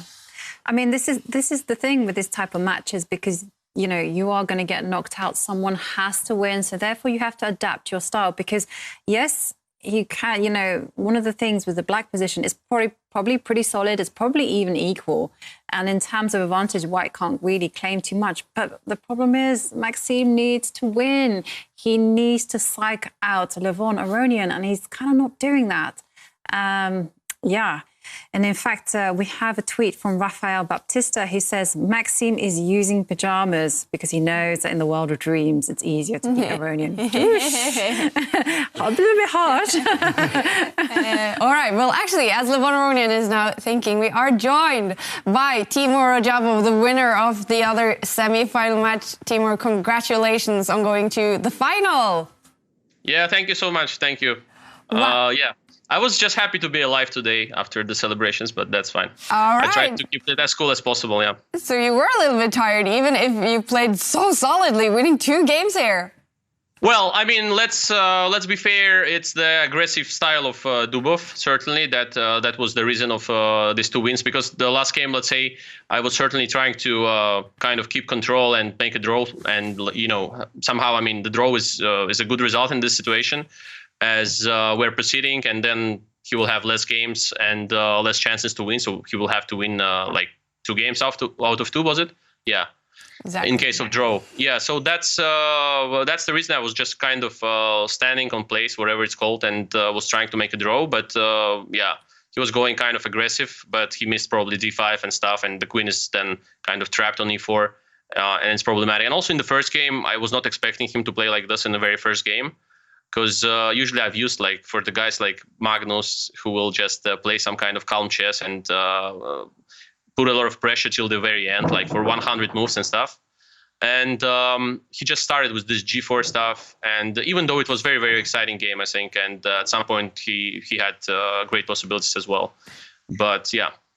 And I have to say, Timur, we've been so impressed, obviously, with your play here. Daniil Dubov has been very solid so far in the tournament, and it seemed you just had the perfect tactics against his playing style. What was your tactics? Sorry, Kai, I just want to ask, what do you mean by Dubov was solid? I mean, what kind of thing is it? Because, I mean, he sacrificed like half of his pieces in every game. That's true. which kind of makes me happy. But isn't that his playing style, though? Yeah, because it made me happy because I'm kind of like this counterplay guy. I'm playing for the counterplay most of the time, so kind of happy when people are playing like this against me. Usually, I don't like the style of Magnus, of course, and when he presses just for a very long time and for many hours, like simple positions and games and all that stuff. Certainly, I'm not bad there. I'm okay, but as all the top players, but having like more fun when people are playing like this, you know. But yeah, I think he wasn't solid, to be honest. I mean, he was really pressing against Magnus as well, and he was over pushing. And I think in some games, Carlsen had a lot of possibilities. So I was trying to cool him down as much as I can. I was playing all the boring positions so that he will sacrifice something, maybe in the end game or something. But yeah, and this way it worked. But yeah, this was kind of strategy I had for the match, to play as boring as possible. But you can thank Dubov for creating a lot of interesting games and making me, you know, kind of show my best there. So I just have to ask, we saw you so many times running down your clock to seconds left. How on earth did you keep so calm? I'm not calm, but, you know, my kind of celebrations is not the kind of celebrations of, I don't know, Jan or Magnus or, I don't know, or Dubov, let's say. I would never raise hands after winning even a huge event, let's say the World Cup. When I won it, I just like calmly stood up and just yeah, I was congratulated by the fans and so on, and the arbiters and everyone, and the opponent, of course. But this is not the way I like to celebrate. But inside, it's like I have a lot of emotions, but outside, I'm trying to be as cool as possible and not show it to anyone. Yeah, so during the games, of course, I mean, with seconds on the clock, certainly I'm very close to heart attacks, but yeah, but still alive, so it's fine. And no, it's of course it's a seemingly calm. You know, maybe it seems that I'm calm there, but certainly not. I mean, it's very stressful. But I mean, in my style and Grishuk's style, we had always problems with time.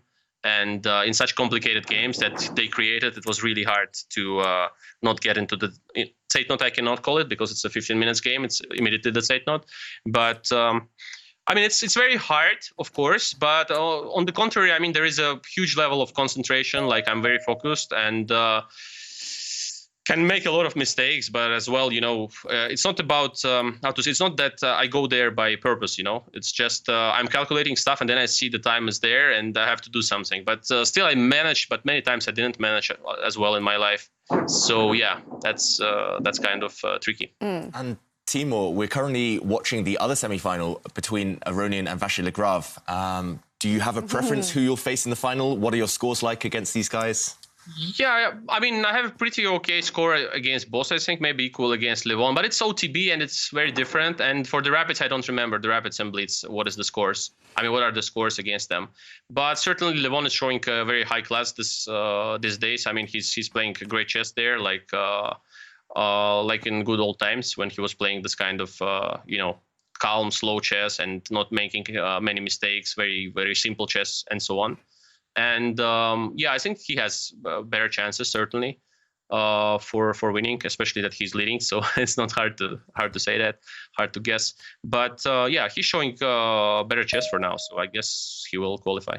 So finally, Timur, we are just starting the new year 2021. What does it mean to you to be playing the final in one of these big tournaments? Yeah, I mean, it's a good year, certainly. I mean, for many, I mean, it seems to be a good year because 2020 was so-so for many.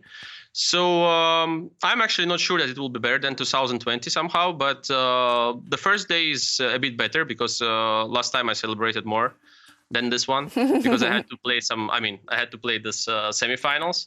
But yeah, at least the first day is better than than the previous year. So I hope I have good hopes, and certainly hope that OTB chess returns back. Even though now we're happily playing online, but still I hope for the OTB to come back. this is the biggest dream. All right, teamwork. Good luck in the final starting tomorrow. Thank you for joining us. Thank you so much. Thank you. And also thanks to Magnus Carlsen, who just, lost in the quarterfinals, celebrated calmly with all of his family, and we're working hard. Thank you. Fantastic, teamwork. See you tomorrow. Yeah. Thank you. See you. Bye-bye. All right. Well, he is ready for the final. He will face one of these two guys, and it seems it's dramatic, David. Yes, a lot of action in this game, and it's not been going in the favour of Maxime Vachier-Lagrave. We said he had such a difficult position, and he is actually losing this game. Levon Aronian, look at that white rook deep in the heart of Black's camp. It has also snatched off a pawn, so White is currently a pawn ahead, and it's not just any pawn, it's the central pawn. And with that last move, Levon Aronian brought his bishop up, eyeing up Black's pawn there in the middle. X-ray vision again against the Black King. The Black King had to sidestep, and now Levon, he's moving in for the kill, pushing a pawn in the centre there. All of White's pieces are perfectly placed, perfectly active. Black's rook is blocked. Black's light squared bishop is also very poorly placed. And he's a pawn down. Just everything going against Vachier-Lagrave in this game. And we know that what that means. If Levon Aronian wins this game, then it is over. He will be in the finals. Maxime Vachier-Lagrave, he simply needs to find a way to get this back to a draw, I guess. Yeah, it's not looking likely. Maybe the only way Black can hope to draw this game is to somehow miraculously trade the rooks off, trade off White's best piece, that active rook. But that's looking like a pipe dream right now. If the rooks disappeared, maybe he could use one of his bishops to trade off for the white knight. We might see just not enough pieces left for Levon Aronian to give checkmate, but look at that white knight now. Jovanka loves those types of pieces, those octo knights in the middle of the board, anchored as well by a white pawn. That knight is on an outpost. It can't get kicked away by any enemy pawns. Look at Black's bishop there, retreating. So ugly. Yeah, it's looking bad. It is looking bad. And the moves are so natural as well for Levon. Just has to keep advancing his pieces and just watch out for that one pawn that is being attacked in the centre. But I agree with you, David. Look at that knight. And just look at how instructive his last moves were, like advancing the pawn, getting that square for the knight. And, just devastating for Maxime Vachier-Lagrave. Yes, and while Levon Aronian thinks maybe we can bring up the analysis board to show just what he has to be careful of, he just has to be careful of this one pawn in the middle here. It's not protected. Black's rook suddenly attacking it. There's a few ways to deal with this. But if this pawn drops, suddenly the black rook and the black bishops might have more life. They'll have more diagonals. So among the ways to defend this pawn would be to just step forward with the king. There's other options as well. White, later on, will try and grab a pawn along this line. OK, he does step forward with the white king. This white king now perfectly placed as well. All of White's pieces just harmonised together, all controlling such important squares. And in the end, it will come down to the strength of this white knight. All right, it's looking dangerous for Maxime Vachier-Lagrave. Again, he spent little time here. He's got 10 minutes left on the clock. He's just not taking the time he should, I guess. He's rushing. He's made that mistake so many times. He's playing too quickly. This rhythm in rapid chess is so important. You need to be in a good rhythm. You need to make moves quickly and confidently. But at the same time, you need to pause at the critical moments, at the key moments.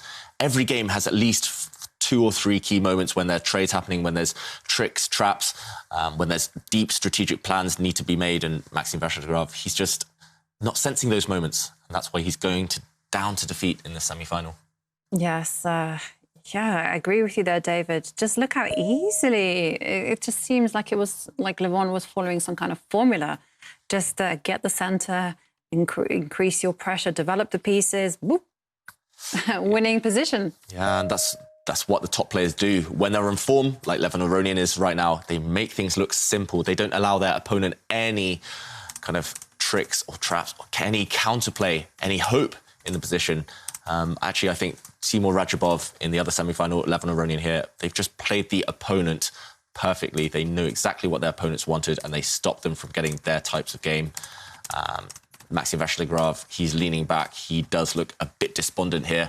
He's tried to keep his dark squared bishop active, Black's dark squared bishop there, but now White's knight heads into the position again from a different angle this time, trying to creep in there. Black's pawn at the corner, attacking the white knight. I do think Levon Aronian, he has enough time here, despite the clock situation. 4 minutes should be enough to at the very least not lose, but he should be winning this game with a bit of accuracy. Yes, and funnily enough, the best move in the position, I think, is for the knight to go to the edge of the board and give a check. Wow, that's not That is obvious. not a human move at all. I think most humans will be looking at getting greedy and capturing something. Yeah, so White's knight and bishop are lined up against the same pawn. Black's pawn in the middle of the board there. White's knight could capture it. It's probably not the best move. It does relieve some of the pressure on Black's position. Jovanka, as mentioned. OK. Well, there you go. This is why these are super grandmasters, because that knight has moved to the edge of the board and, in fact, is going to be trapped. He's Levon Aronian. Remember, he's winning the semi-final already. He won yesterday's matchup, and he's taking a bit of risk here. He's offered to trap his own knight. I would never dream of that move, but that's why these guys are so good. They separate themselves at the top of the chess world. White's knight can actually retreat now. Black decided not to try and go for that knight immediately. Black's king stepping towards the centre. Maxime Vachier-Lagrave, though, it shows he's just... Something's wrong this tournament. I mean, this semi-final at least. He's just not taking time to think. I thought that was a key decision just there. And he's put his king, maybe it's on the best square, but there was choice. There were 4 possible moves and he played the move instantly. I'm shocked by Maxime Vachier-Lagrave's time consumption. He's just not allocated it correctly in this game. Meanwhile, Levon Aronian, he's bang in form. He's finding these moves that are so difficult to see, that are so counterintuitive. He's finding those moves when they're needed, but he's also just playing nice, sensible chess when that is needed as well. Yes, and I'm fully expecting perhaps Levon Aronian just to advance with his king and just to kind of make an inroad into the position, because Black is actually completely tied down. OK, he is going for something else. He has seen a pawn and he's going to go and grab that pawn. Yeah, so if we bring up the analysis board, we can see what White is aiming to do here with this bishop retreat. The bishop stepping back, but the bishop has a better target in mind. The bishop wants to capture this undefended pawn. It would also give check to the Black king if he does this. The problem for Black is if he defends this pawn with his king, then we will see the force of this strong White rook across this line. We might see the White bishop step forward. This Black bishop is pinned, it cannot move, because then the rook would attack the Black king, and this would be terminal for Black. This would pretty much end the game. Black, his bishop would likely be doomed. The only way to save it is to give up even more material and see even more trades. So Maxime Vachier-Lagrave, after this bishop retreat, attacking this pawn, he's in a pretty much hopeless position here. Ooh. Levon Aronian, well, he doesn't have too much time on the clock. Is it sort of easy or hard to find the moves he needs to find here? I don't think it's that hard. It's maybe not easy. There's still some life left. Black still has these 2 bishops, and 2 bishops together, they can create some kind of threats. They can dominate a lot of the board. But with Maxime Vachier-Lagrave's last move, he's just giving up another pawn. Black's about to go 2 pawns down just to get rid of a White's strong rook. I think Levon, he'll just grab that extra pawn. 2-pawn advantage should be enough. What do you think is going through sort of Maxime's head right now, Jovanka? Is it the tournament situation, just frustrated and disappointed with himself? Yeah, I don't think he's kind of registered those emotions. I think he just knows that, OK, he's lost. OK, so the only thing that he's going to go for is trickster mode. He has these 2 bishops. And if he can save the game to a draw, then, OK, he still has 1 game left to prove himself. So I think he will just be in trickster mode, where he's just looking out for the draw. Yes, and Levon Aronian, a bit of a decision to make here. So he did give check with his knight. Black's king steps forward.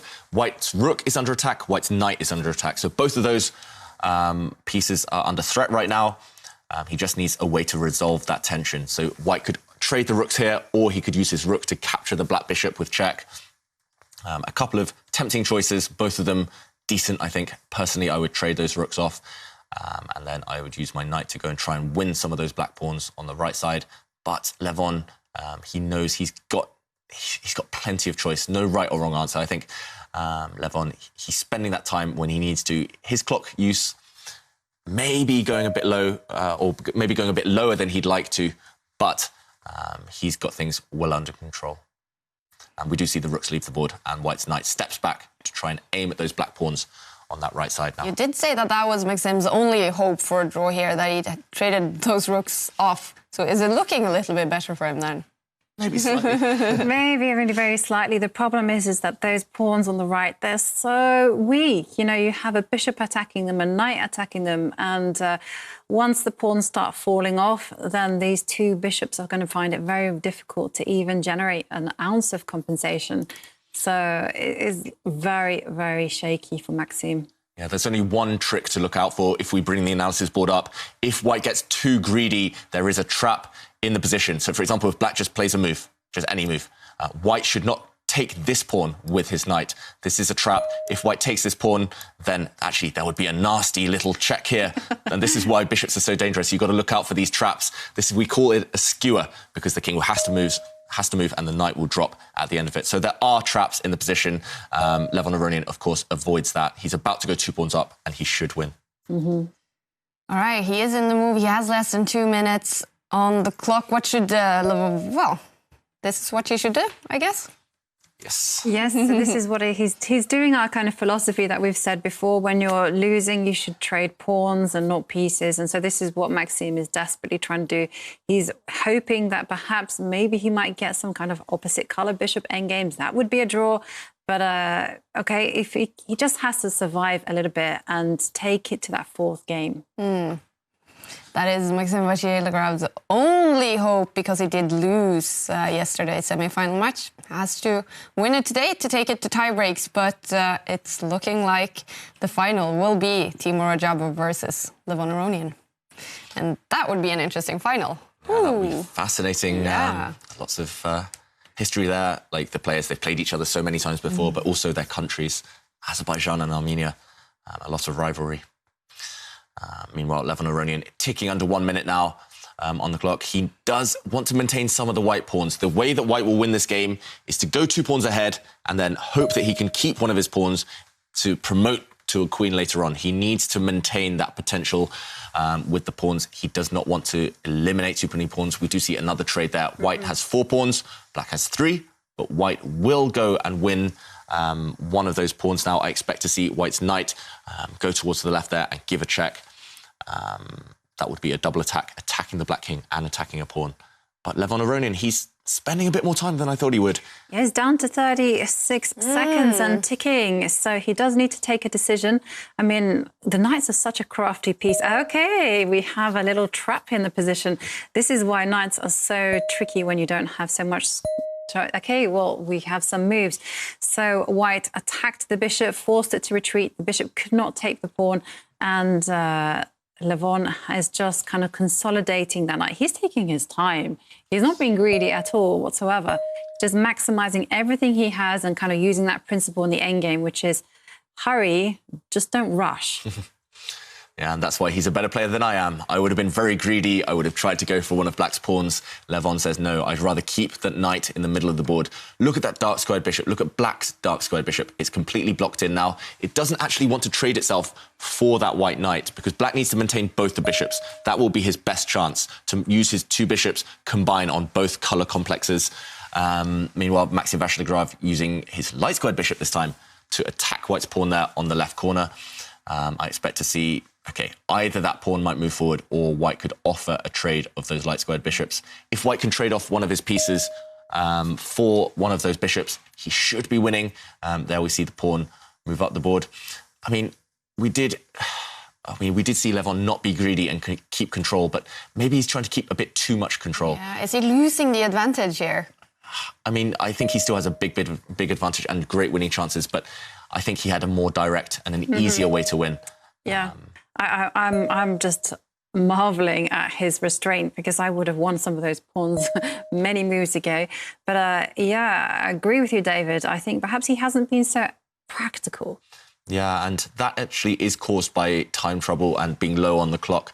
I know from my experience, I'm often low on the clock in my games, and it's human nature, it's human instinct to keep control. You want to keep things kind of very, very rational. You want to keep things, you want to be pragmatic. You don't want to take too many risks. You don't want to put your piece on squares, they might be attacked. But Levon Aronian, he could earlier have given up a bit of control in order to grab a pawn, and those having a 2-pawn advantage would have been worth that momentary loss of control. Instead, although he's kept everything nice and coordinated and balanced, he's still only 1 pawn ahead, and 1 pawn in an endgame, it often isn't enough. And Levon did shake his head there a moment ago. He knows that maybe things are starting to slip away. And there, Maxim Vachier-Lagrave retreating the light squared bishop. I'm surprised by that one. That bishop was perfect in the middle of the board. But Vachier-Lagrave putting the pressure back on Aronian on the clock. And Aronian dropping back the white bishop, eyeing up a pawn there on that right side. Black does have a few weak pawns, so Black will not be out of the woods. Black will not be able to save this game anytime soon. Oh. But is it another sort of blunder or, well, inaccurate move by Maxim there? It's not obvious at first to me. I think White still is in complete control, but White has a problem. If White's bishop zooms up to capture that pawn on the right side of the board, he'll lose control of his own pawn on the left flank. So going for that trade, it might increase his winning chances, but it also entails quite a lot of risk. Yeah, I'm expecting Levon to kind of avoid that. You don't really want to trade pawns. I'm expecting him to protect his pawn that is vulnerable on the left side by just protecting it with the knight, you know, because look at the black bishop that is there on the right side. It's completely blocked in. It's not really doing too much. So, yeah, try and kind of keep some control and put pressure on that weak black pawn on the right. Yeah, and a big decision there by Levon Aronian. He's actually allowed a trade of Black's bishop for his knight, and we would have seen opposite colour bishops there. But the key was that he would have won another pawn. Opposite colour bishops, if you're only 1 pawn ahead, they're nearly always a draw. But he would have won Black's corner pawn. He's finally won a pawn. He finally got the pawn, one of the pawns, and now it's the one on the left. So now Levon is 2 pawns up. So, yes. Yeah, he could have won that pawn about 10, 20 moves ago. So it did take Levon a bit of a long-winded approach there to win that pawn. So we see White's 2 pawns ahead. But if Black can somehow get rid of those 3 remaining pawns, even at the cost of 1 of his bishops, he might be able to save the game. So Maxim Vachier-Lagrave, he's trying his best and he's playing super quickly. Yeah, and you can just see Levon has just rerouted his knight. So now the knight is attacking the pawn, Black's only pawn, and that's why you're going to see... Yeah, that's why you're going to see some kind of pressure. Now, could we get into opposite colour bishop? Is that going to be a draw? That would be very difficult to call. I think Levon Aronian, he wants to make sure that if a bishop and knight get traded, he wants to maintain bishops of the same colour on the board. It's just easier to create winning chances if you have bishops of the same colour. If you have bishops of opposite colour, maybe the opponent can blockade on the same colour squares as their bishop. So big decision here for Levon Aronian. What piece do you want to trade off? He goes for the bishops. He tries to trade the bishops from the board. It's always a huge decision. What do you want to end up with at the end? This is why players, they study endgames. They try to read books. They try to play these types of positions out because they always know what they want to aim for. And Maxim Vachier-Lagrave says, I agree. I do not want to see the bishops leave the board. Yeah. Doesn't want to see the bishops leave the board. And but still, you know, it was quite a committal decision to actually remove that bishop from its protecting square. And now again, he... Oh, look at the Okay, mark. but hang on a second. Can he not just take the knight and take the pawn? Yeah, so Black could actually win back 1 of the pawns now, but it would be... OK, he does not go for that. Black could have used his dark squared bishop to capture the white knight, and then the pawn on the left side, White's left corner pawn, it would have fallen. So we would have seen only 2 versus 1 in terms of pawns left there. We do see, OK, the position has repeated itself. Aronian did repeat moves. He tried to gain that extra 10 seconds on the clock. Remember, they do gain time after every move. And now he's shuffling his king across to that left side. He's begging Maxim Vachier-Lagrave to trade off the bishop for knight. He's giving up Levon Aronian. He's offering that pawn at the corner there. That's a bold choice. I mean, it doesn't look to me like it's entirely winning. No, I think it's a bluff. I think he's just saying to Maxim, you can win that pawn. I'm still going to try and put the pressure on you after that. Maxim doesn't want to go for it, though. He's scared of giving up his bishop pair, the 2 bishops together, which we've said are so strong. And I think Maxim, he's bluffed himself out of that decision. He should have gone for it. Instead, White is going with an active king right now. He still has 1 more chance, Maxim Vachier-Lagrave, to capture the white knight and then go for that corner pawn. but maybe he's left it too late. I think he's left it too late, and he's gone the wrong direction with the king. That king went to the right side. I believe it should have been going to the left to kind of... the black king, to kind of control the left side of the board. And Maxime, he only has himself to blame if he loses this. Look, he's still got 8 minutes. Why did he not pause? That was the key decision. He could have won a pawn back. Why not at least stop to think about it? Instead, he rushed. He just made a move instantly without thinking. And he does have a losing position. White's knight and bishop now ganging up against black's remaining pawn in the middle there. It does look like white is winning again. Levon Aronian, he's re-established that control that he was seeking earlier. Vachier-Lagrave just rushing too much. Yeah, so there is still one small little trick in the book, in that if you do capture the pawn, then this does allow black to themselves capture the pawn on the left side, because the knight is going to be overloaded. Yes, so if white currently...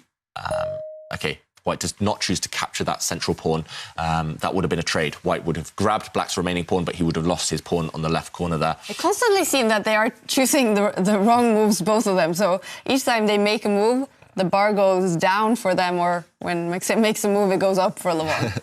That's right. And the thing for Levon is, the computer has always liked white's position. He's never fully lost control. He's always had the advantage. And for Maxime Vachier-Lagrave, though, on the other side, he is the one who should be trying to be more accurate. White has this huge margin for error. Even if everything goes wrong for white, he still has some winning chances. He'll still have an extra pawn or two. For Vachier-Lagrave, if things go wrong for him, he will immediately lose the game. So that's why I'm surprised Maxime is playing so quickly. He's got so much time on the clock. You know, Levon has 43 seconds left, and Maxime has just under 8 minutes, which is plenty of time to kind of calm it down. Is he falling into that pitfall that when your opponent doesn't have too much time, you speed up so as not to give your opponent any chance to think? Yeah, I think he's just full of that energy, that nervous energy, and that's just preventing him from kind of taking those deep breaths. Maybe you should follow your approach, Jovanka, have that mantra to just slow down occasionally. Black's bishop there, going towards the edge. Levon Aronian, meanwhile, he still has a winning position, but he hasn't made that much progress. He hasn't shown he's found the winning plan yet. So that's what's giving Maxime confidence, maybe, the fact that Aronian, he's just manoeuvring, but... And his manoeuvres, though, they haven't actually gained him any time. Because you can be forgiven for manoeuvring a lot and just to kind of give yourself 1 minute or so on the clock. But here he's kind of been manoeuvring, taking his time with doing it, and hasn't really made an improvement in the position. Like a few moves ago, his position was so good. It was on the verge of breakthrough. And, OK, we're going an attempt number 50, I think. Yeah. So this time, Aronian, he's finally come up with a winning plan. That's to push the white king forward. The white king wants to step even further forward, right into the heart of black's position, and take that black pawn. All of white's pieces, the knight, the bishop and the king, were aiming towards that black pawn now. And therefore, Maxime Vachier-Lagrave, as black, stops the further advance of white's king. Aronian, it's back to him. He needs a plan, and he needs one quick. So are we in danger, actually, of repeating the position quite a few times? Yeah, I think... Oh, yeah, look, the bar there. And Aronian, he's given Maxime the chance again to trade off the bishop for the knight, and then the black bishop at the top of the board, the light-squared bishop, could actually bring itself down and win white's corner pawn. Maxime, he's turned down this opportunity at least 3 or 4 times already. So will he be bluffed out of that decision again? I must admit, I think I would just go for it now. I can't stand the nervous tension now. I would just be like, take it. Just take it and see what happens. OK, so what are we looking for now from Maxime? To take... the knight with his bishop. The knight, OK. You can even throw in a check, actually. First, just to drive the king 1 square backwards, and then capture the knight and capture the pawn. It's just... the thing is, though, Maxime doesn't actually know that it's bluff. Yeah, Maxime doesn't know that it's a bluff. He still has to evaluate the position. And we look there on just below the players' cameras. Black has 2 moves to pretty much draw this game. Every other move maintains the white winning advantage. Black should either take off that white knight or give a check first with his light-squared bishop. OK, so we are looking for these 2 moves by Maxime. If he finds them, then probably... And he does find one of the best moves, Jovanka's suggestion to give check with the bishop. The white king has to step back. And now only one move to hold the game for black, and that's to take off that knight, take off the white knight. Will Maxime Vachier-Lagrave find it? He's finally paused, spending that time on the clock. No, he doesn't. He doesn't want to. He doesn't know. He doesn't know that it's his best chance. So, I mean, this is the thing with chess. You know, the players are not seeing the computer assessment. They have no access to this. They have to rely on their instincts. And if his instincts is telling to him, no, don't do it, then, OK, he's going to keep on making that mistake of not grabbing that pawn. And the bar goes back up for Levon Aronian. Can he find the winning moves this time? Yeah, it's still a lot of work for Aronian. And actually, we are now currently on move 71. On move 52 was the last capture or last pawn move. So if the players continue in this vein, if they continue another 30 moves without a capture or without a pawn move, the game will automatically be declared a draw. There's this 50-move rule in chess. So Levon Aronian, he's got, well, under 30 moves now to actually try and find a winning plan, to go for a trade or to push a pawn. And meanwhile, it does look like he's still struggling for a plan. Meanwhile, though, Maxime Vachier-Lagrave, he just didn't look deep enough. He didn't look long-term enough. The only way black was going to save this game is to eliminate pawns. He should have gone for that earlier. So what could be the winning plan here for Levon Aronian? It seems that it's so hard for him to get that white pawn in the end all the way up there. Yes, on the edge of the board. Yeah, the black bishop's doing a great job of stopping that plan so far. I do think maybe he needs to bring the white king round to that left side and guide a pawn up. But in the meantime, the problem is he might have to sacrifice one of his other pawns. Black's king now going for one of those pawns. We could see a scenario where black's bishops sacrifice themselves for all of white's remaining pawns, and then white would only be left with a knight and a bishop, and that's well known as the most difficult checkmate in any endgame. So on an empty board, a king, a bishop and a knight versus a king. These guys, they'll know how to win it. Levon will know how to win it. But for us mere mortals, other humans, club players, beginners, it's very difficult to checkmate there. Yeah, and this is actually a very interesting point, because Maxime Vachier-Lagrave is actually attacking one pawn on the right side of the board. He has his king and his bishop in the action, and there was actually only one move, according to the computer, in order to win. And he's missed it. He's missed it, you know, and now that pawn has gone. So this has got to be a little bit of some great news for Maxime Vachier-Lagrave. He must feel like he can do it. So it's a draw again, then? It should be. With best play, it's going to be a draw. White is just running out of pawns. White only has 2 pawns remaining, and the only way for white to win the game is to eventually make a new queen. So that is why Levon Aronian, his winning chances are starting to disappear. But it's because he left himself so little time on the clock. He had opportunities. I think if he had 5 minutes, he would have won this game a long time ago. 7 seconds now. OK. And white comes up with a plan, finally. He places his knight on a very odd square, that white knight, but it's protecting a potential advance. It's supporting the advance of white's corner pawn there. Meanwhile, Maxime Vachier-Lagrave, will he try and stop the advance of that corner pawn, or will he try and remove white's central pawn? If he can get rid of white's other pawn, then he knows he has some room for error. He can just sacrifice his bishop for maybe white's remaining pawn. This is really, really tense right now. It does look like Maxime Vachier-Lagrave, he should save the game, but still a little bit of work to do. OK. Wow, imagine if this now goes to that fourth game. And imagine if Maxime Vachier-Lagrave is able to win that game and take it to tiebreaks. Levon Aronian probably will be a little bit angry with himself. Well, hang on a second. There's been some progress, because we've seen a pawn advance. White's pawn has just moved 1 square closer to promotion, and that has to be good news for Levon Aronian. It's winning again. Yes, because that's what that was the whole battle about. It was all about advancing that pawn, and Levonian has done it. And what's happening there? It looks like maybe Maxime Vachier-Lagrave possibly he's playing on a laptop and it's running out of battery, so he's rushing to plug it in. Well, lucky it's not Levon Aronian with only 25 seconds. Maxime Vachier-Lagrave struggling here too. It did look like he was washing the windows there. No, I've been there many times. Sometimes you suddenly realise you've got 5% battery left and then you've got 2 seconds left on the clock and you have to decide, do you risk it? Meanwhile, Maxime Vachier-Lagrave, he has lost control as black. And he's missed that last move, Levon Aronian. Finding the winning move, taking off Black's pawn, sacrificing his knight. If Black's king takes that knight now, White's central pawn will march up.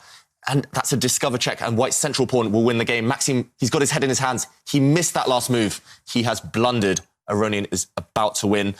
We saw in this position, Black's pawn marching down the board, and White just capturing it, taking this knight. Now losers. White's pawn marches up. Discover check from the bishop, and this pawn is racing through. White is now in this current position, 2 pawns up. The Black king did not take this knight, but now look at this. White has 2 pawns. White should be winning this game.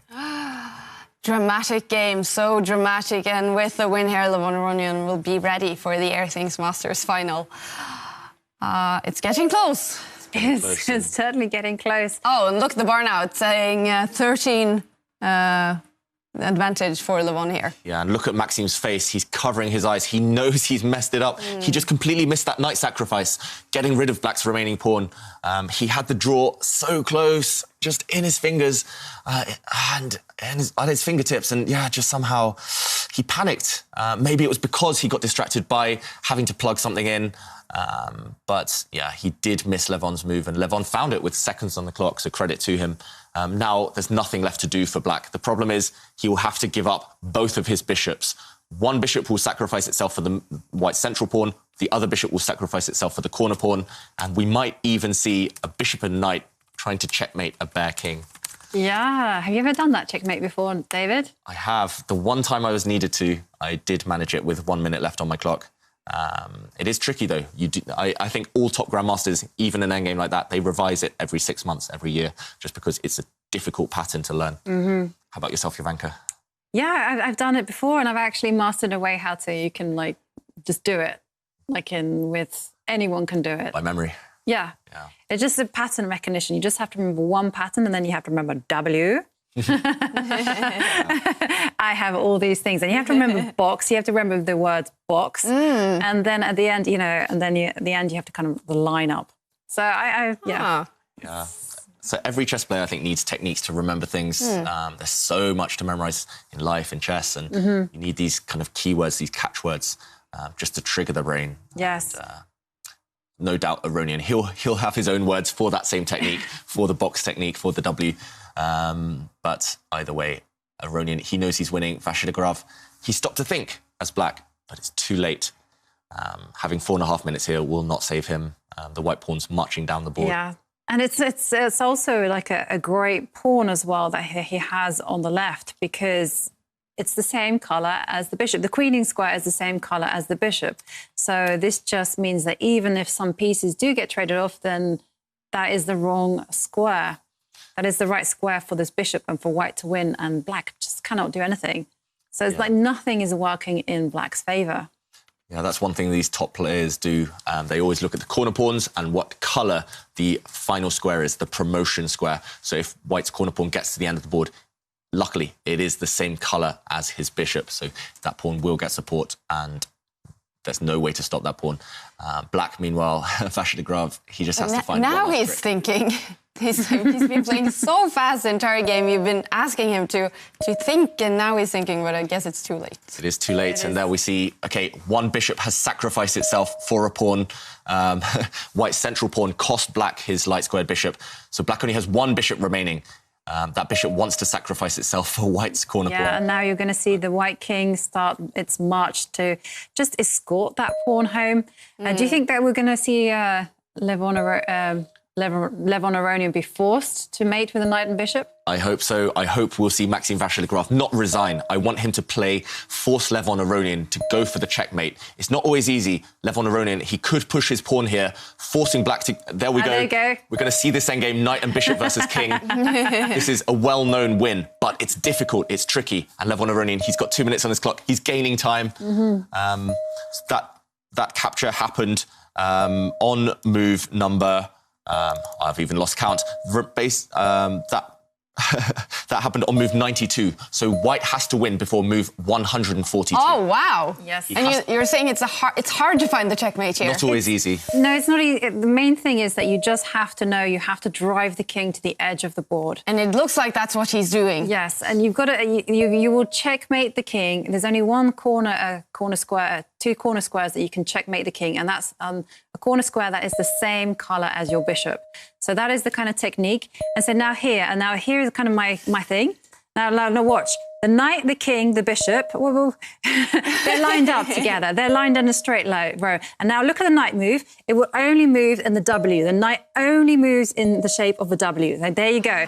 And the bishop is the one that does the hunting. And now we're going to get a position called the box. If they play, are they going to show? No, it's finished. Show us. Wow, it is all over. The semi-final match between these two. Levon Aronian is the winner. He will play the Airthings Masters final. Wow, we will have a final with Levon Aronian and Timur Radjabov. Jovanka, what will that be like? It's good. These guys are in great shape. They've been playing the most fantastic chess I've ever seen. I've been super impressed by both of them, by their calmness. Radjabov has impressed with his brilliance. Levon Aronian has been so superior with his strategy in the middle game. I think this is just going to be absolutely riveting. And we did see Levon Aronian there not celebrating, very calm. I did see a little smile on his face. How is he feeling now, David? Yeah, he'll be over the moon, I'm sure. He's a very emotional guy, and he's normally not afraid to show those emotions, but yeah, he'll be focused. He knows the big one is ahead in the final. And we are joined now by the winner of this semi-final, Levon Aronian. Congratulations. How are you feeling now? Thank you, guys. I'm very happy with my play today, and I'm very happy that I managed to beat such a strong opponent. Fantastic. What has sort of been the secret for you here in the semi-final? You've been playing so good, Levon. Yeah, I was just continuing doing the same stuff, just taking it easy, not stressing too much. So today, I think I managed to do it as well. So far, I'm quite happy. Fantastic. And yeah, David. Yeah, so you might know that you're playing Timur Radjabov in the final. What are your experiences like against him in the past? Do you have any match strategy already prepared?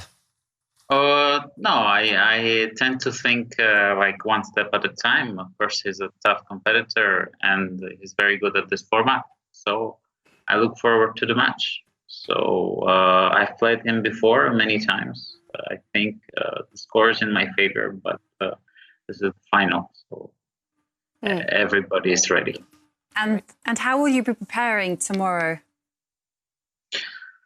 I'll probably do the same what I did today. You know, I'll go for a little run and come back and continue working. And is Ponchik watching you? Well, he's actually sleeping right now. Okay. But after I finish my games, I go there, hug him, and he gives me energy, and I come back. It's been the lucky dog for you this tournament, Levon. And we actually also we've noticed a ring on your finger. It looks like a crocodile. Is it your lucky ring? This is actually, I bought this ring maybe a week ago. This is actually to remind me of Ponchik because it does look like him, because at times he's aggressive. I mean, they didn't have any dogs at the store where I went, but they had a crocodile. So that's a nice, kind of compensation for not having it. Seems like it's working very well for you, Levon. And other than Ponchik being there and this lucky ring, what sort of have you done to become so good in this online rapid format? Come on, guys. This is just one tournament. Well, you were playing so good, Levon, in the final. Well, I think I'm not such a bad chess player. So I'm not surprised myself. But since you guys are surprised, I'll try to surprise you more. We're not surprised, Levon. We're just very impressed by your play here. Going to the final now, the first thing that will happen in 2021, playing the Airthings Masters final. What does it mean to you? Oh, well, I knew that this is a Masters. I knew I had to be ready. So I worked, I think, quite a lot, considering my standards of recent. So what I mean a lot, I mean 3 hours a day. So yeah, I'll cherish any chance I'll get. So this is, I'm very happy to be in the finals. It's a privilege, especially when there are so many strong players in this tournament. So everything else is a bonus. All right, Levon, we're looking so much forward to following you in the final as well. Good luck tomorrow. Thank you very much, guys. Thank you. Good luck and Happy New Year's. Happy New Year. Levon Aronian, ready for the finals. Saying that we're surprised, we're not surprised, but we are impressed definitely by his play. And he wasn't one of the favorites before we started, but really, he's really showing off some great chess in this format. Yeah, definitely. I think maybe he just had a bit less experience than some of the other players. Yeah. Just playing online, playing with the mouse, you know, especially these quick time controls. Over the board, he's always been phenomenally strong. And he's just been able to transfer those skills over. And yeah, the two guys in the final, they definitely deserve to be there. They weren't the favourites, but they cruised through to the stage, and the best is yet to come, hopefully. Oh, yes. But, OK, so this final game that they played, where Levon did manage to get that final win, it was such a roller coaster. Again, winning a draw, winning a draw. What was eventually, David, the winning plan here? Yes, so the key moment actually came slightly earlier on, and Maxime Vachier-Lagrave, he just played too quickly. He missed this next move. Black pushing the pawn forward in the middle. He thought, as Black, that this pawn would give him some counterplay, maybe even some chances to win the game. But this risk that Maxime Vachier-Lagrave took, it backfired. White captured this pawn, taking off Black's remaining pawn, and Maxime, he suddenly realised that he could not capture this knight, because suddenly a discovered check against his king. When the king moves, White's pawn is destined to become a queen. This gave White a two-pawn advantage. And actually, in the final position, I'm going to maybe ask Jovanka the winning plan at the end. The knight and bishop versus the king. In the game, Black had to give up both of his bishops for the pawns, and he gave up in this position. He resigned. But how would you win this one, Jovanka? What would the winning plan be? Well, the Black has to take one step forward, because that's it. So it looks like the king is out. It looks like it's going to run away and have all the fun, and yep. But what you say is, no, you're in a box, and now the bishop comes down. And there you go. The king is now in a box, and the king has to take a step backwards. And this is where the knight only follows the shape of the W. So everything happens with the bishop. The bishop hunts. So the bishop now takes a square away. That's right. So the king steps wherever. And then again, you have the situation where the knight and the bishop, yep. And again, so you have to remember that it's all lined up. And now remember, the knight only moves in the W shape. So only kind of jumps, so that you need your knight to... Yeah, it started here, right? It started on this square. It goes here, W. Yes, and then it goes there. So the knight will only move in this formation. And it only varies when it's about to deliver checkmate. And, OK, so David, where are you going to go with the king? I'll go this way. OK, so now the bishop hunts. So the bishop cuts off the king. Which way do you want to go? Right or left? Doesn't matter. You choose. Yeah, maybe not that way. Oh, so OK. Okay. Not that way. OK, yes. Yeah, you can go that way. Cutting off the king. Yes. King sidesteps. Yes, the king sidesteps. OK, so we wait 1 minute with the bishop, yep. OK, and now with the knight gives the check. The W is there in action. And so that now the king has to support the knight. OK, so the king has to be forced to run. And, yep, and wherever you go. Yeah, OK, so the knight... Yeah, it's bishop... No, OK, bishop check, that's fine. OK, so now here is where the knight has done the W. And you have to remember this formation where the king and the knight and the bishop are all lined up in the same row. So I like that one because visually it's really linear. So, OK, knight... No. Which one? Well, I can't... Lots of that choice. one, Okay, that one. This is the one. And then the king moves. OK, so the bishop waits. So it's going to wait. That's the square I want. And the king moves again. And so now we check with the knight. So it's broken. The knight has broken from the W. And now the king goes to the corner. And now here is like the linear pattern that you have to remember. They're all lined up in a row. So that was the final move. This is checkmate, Yeah, yes. checkmate, and yeah. the key thing to remember, You want both pieces actually on the same color square. The bishop on white squares, controlling white squares, the knight on white squares as well, because it controls dark squares. Yes. And together they deliver checkmate. And if you remember, this is kind of the things that like a grandmaster described to me as postcards in your mind. And you should just have the postcard that everything starts off in the line, and then you have the box, and the knight only does a W, and then you can kind of recreate that. Even if you don't know the exact moves, you're like, OK, my knight will not move from the W, only moves from the W to deliver checkmate. And you just remember the pattern of the pieces giving checkmate in a line. And then you're like, oh. Endgames can be fun. Endgames can be fun and complicated, if you ask me now. Levon Aronian did eventually win this game that they showed here, and the semifinals is over. Timur Radjabov, he beat Daniil Dubov both yesterday and today. He is the winner of that semifinal, and he will play the final against Levon Aronian, who beat Maxime Vachier-Lagrave in the semifinals. Okay, so after quarterfinals, exciting quarterfinals, we did head into these semifinals, and it ended up with Timur Radjabov and Levon Aronian being the two strongest players. They will face each other in the first major final in the Champions Chess Tour. All right, well, the moment we finally been waiting for all day is finally here. We're going to see David Howell try skiing. So he did give a lesson to the Olympic gold medalist in alpine skiing, Aksel Lund Svindal, a lesson in chess. We've seen how that went. He did lose to Magnus Carlsen, obviously, but a good lesson in chess there. Now it's time to switch it up and to have Aksel Lund Svindal teach David Howell to ski. Look at this. You feel ready? Huh? Been looking forward to this for ages. Is that a little slight sarcasm? Yeah. But no, bring it on. I'm excited. 15 years ago, I skied for less than half an hour. I got overconfident. I crashed into my friend's brother. He had to get taken away to hospital in a helicopter, and they said I was a danger to everyone else. Okay, well, let's try to avoid that this time.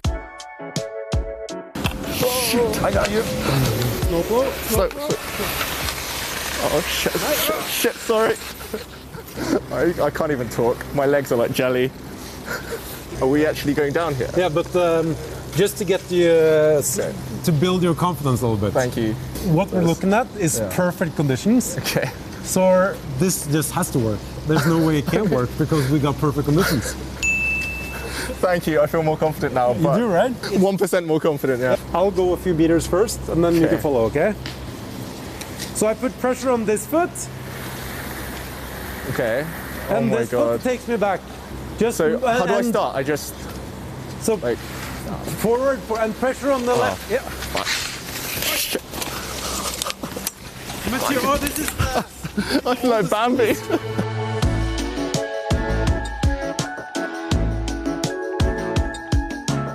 Oh, shit.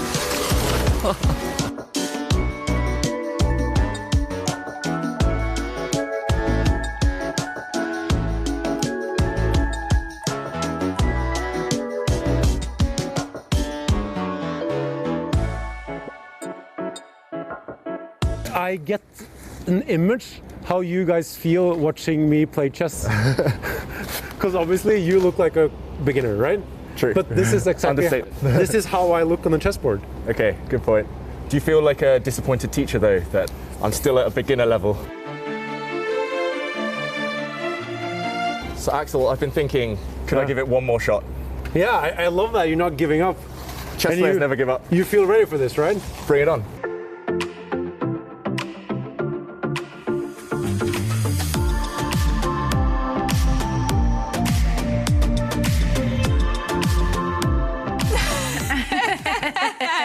Yeah, I don't think that last one was David. Oh, don't you? I got good at the end, Jovanka. Where's your faith in me? Oh, that was... Oh, I'm so glad that wasn't me. Yeah. I was crying with embarrassment. It was such a fun day, though, one of the best days of my life, and he was amazing. He's such a nice guy. Imagine an Olympic champion being so patient. He really kind of got me into it. That's my New Year's resolution, to get better this year. Fantastic. Anyone else on Twitter seeing this, Jovanka? Yeah, we have a beautiful picture from female nurse who says, go, David. And there you are on your skis, getting good skiing across the slopes. Yes. Fantastic. And we are also now joined by Ginger GM Simon Williams. Simon, what's your verdict on David Howell, the skier? Yeah, he makes it look so natural, doesn't he, with those very smooth moves that he's doing down the slope. Yeah, maybe stick to the chess. No, I'm only joking. It was really fun, a really fun clip, and it looked like he had a great time there as well. So that's the main thing, right? Definitely. Are you are you happy now, David, that we've shown it? It's done. Yeah, it's done. It's out there for the wide world to laugh at and enjoy, and yeah, I'll be sticking to the chess. Yeah, for sure. And Jovanka said it. You looked so good in the end there. It wasn't you, was it? Oh. No. Let's take a look how David really got down from there. Yeah. Oh no! Yeah, you had to take off the skis in the slopes there, and the scooter came to got you. It did look like James Bond there in the end with that rather cool snowmobile. Yeah. Simon, are there any new skills you want to learn in 2021? Ah. I wanted to actually try learning the piano after watching a bit of piano music last night, but I don't know if I'll get around to that. And yeah, skiing. I'm not sure about skiing. You made it look so hard there, David. I think I'll probably stay away from the slopes. I think. Good idea. So yeah. All right, well, Simon, we have to talk about the chess as well. Wow, we have the final now with Team Radjabov and Levon Aronian. What's your reaction to that? I think it's going to be a great final. I mean, they've both played the best chess and the most exciting chess. They deserve to be there. They got quite sort of different styles. So you got, I think, Aronian, who's quite solid, and he's just playing very high quality. He's not really taking too many risks. And you've got Radjabov, who tends to take more risks and plays in a bit more of a tactical manner. So it's kind of a little bit of a clash of styles, and yeah, it's going to be very exciting. And we had a super exciting day. It's over quite early, both of them managing to win their semifinals quite fast here. But you do have some favorite moment from today, don't you, Simon? Yeah, definitely. I mean, I think the sort of first game is where the pace for the day was set. And this was about a move, early as move 5 here. And you had Dubov with the white pieces and Radjabov, obviously, with the black side. And normally when you're white, it's kind of like you can play in a safe manner. You don't have to take too many risks. But Dubov's just not that kind of guy. You know, he's just like a bit of a lunatic. And I think he wanted to start 2021 on a high with some very ingenious ideas. And in this position, he plays a really rare move. He goes G4. And this is just like we call it a caveman move. It's literally nothing refined about it. It's get the club and just run at your opponent's king. And just that on move 5, just the fact that it's only been played like maybe a dozen times in the history of chess means that it's really, really rare. But you're also weakening your own position by doing this lunge, because the white king, where's the white king going to go now? Normally you want to castle kingside, but if the white king does castle kingside, you've kind of lost one of your bodyguards. Your G-pawn, Gary the G-pawn, has run away from your king. So incredibly double-edged. And then if we move a little bit later on, maybe to move 15, it was really heating up. And I kind of feel this was maybe a key moment. And we see that black has just pushed his 2 pawns next to each other in the middle. And I was wondering in this situation if white could have now done another aggressive idea, and Dubov is the most aggressive player, and played bishop A3 here. And this move kind of looked very interesting to me, attacking the rook. And let's say that rook now moves out of the attack. The rook is worth 5 points. And here now you bring your rook into the center of the board. So every move you're trying to create a threat. And let's say that queen moves, because otherwise you'll lose your queen. And here another strong move. The bishop comes in with check in the center of the board. And this is a position where black has to be really careful. For example, if the king tries to hide in the corner, which is a normal idea because your king normally is safe in the corner of the board in the middle game, well, white has a sparkling idea. That knight on the edge of the board, normally bad to have a knight on the edge of the board, can jump in with check. And after it jumps in with check, this is a lovely way to finish the game. The pawn has to take the knight, And now look at that rook in the corner. The rook in the corner hasn't done anything so far, but all of a sudden, after pawn takes pawn, it unleashes itself into check, not just check, but checkmate. So I was kind of wondering about that long sequence, and I'm sure Black could improve the play somewhere, but maybe that was worth trying anyway. It looks like a good way to keep the initiative going.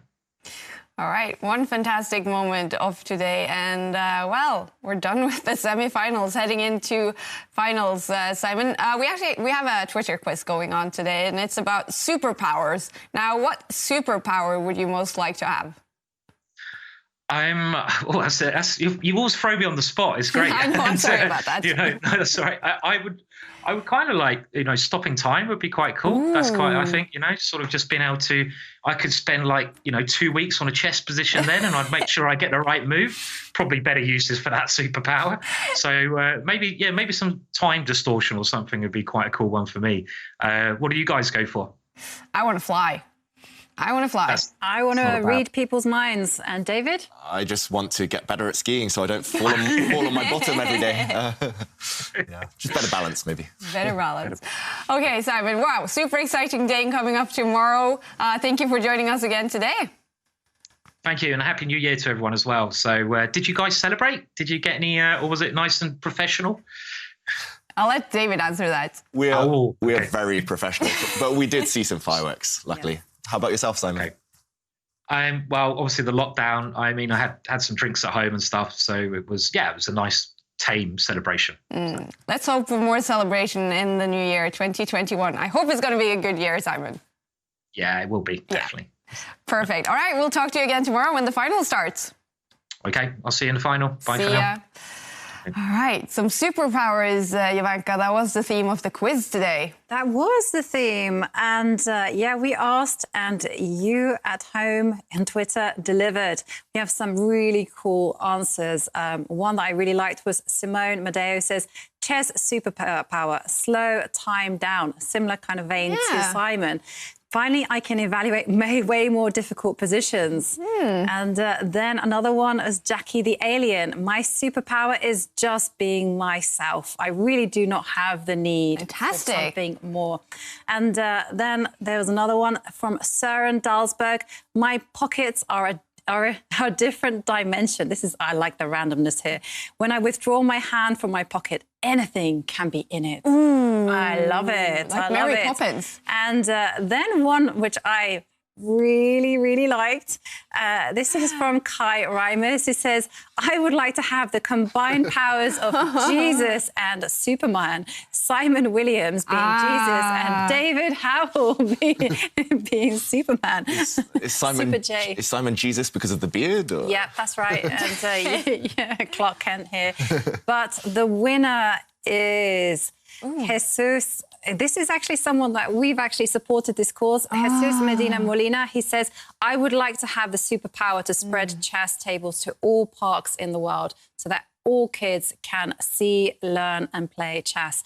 I do know that Jesus actually has a campaign going to actually introduce more chess sets. Fantastic. I love that. A very deserved winner. Definitely. And Jesus, you are the lucky winner of our Airthings device, and someone will be contacting you for your details. But congratulations. Congratulations. A fantastic superpower. Great. Okay. We're done with semifinals. Final predictions for the final. Who's going to be the winner of the Airthings Masters? I'm going to have to say Radjabov. What a Jedi. You know, he was able to just be like the chameleon, a change kind of style. You saw it against Dubov. He just went solid. We saw him be aggressive against Nepomniachtchi. And moreover, we saw him being so cool under time pressure. I've never seen the like. All right. How about you, David? Yeah, I'm going to have to disagree. I'm going to have to say Aronian. He just feels like somehow he's back at his best. He was world number 2 for so long. He's such a classy guy, and he can beat anyone on his day. Feels like he's peaking at the right moment. All right. We are done with semifinals. The final of the Airthings Masters is coming up tomorrow. Now, we enjoyed spending the first day of 2021 together with all of you. We're looking forward to keep it going tomorrow with some more exciting chess to come. The final of the Airthings Masters will start tomorrow. Hope to see you then. Goodbye.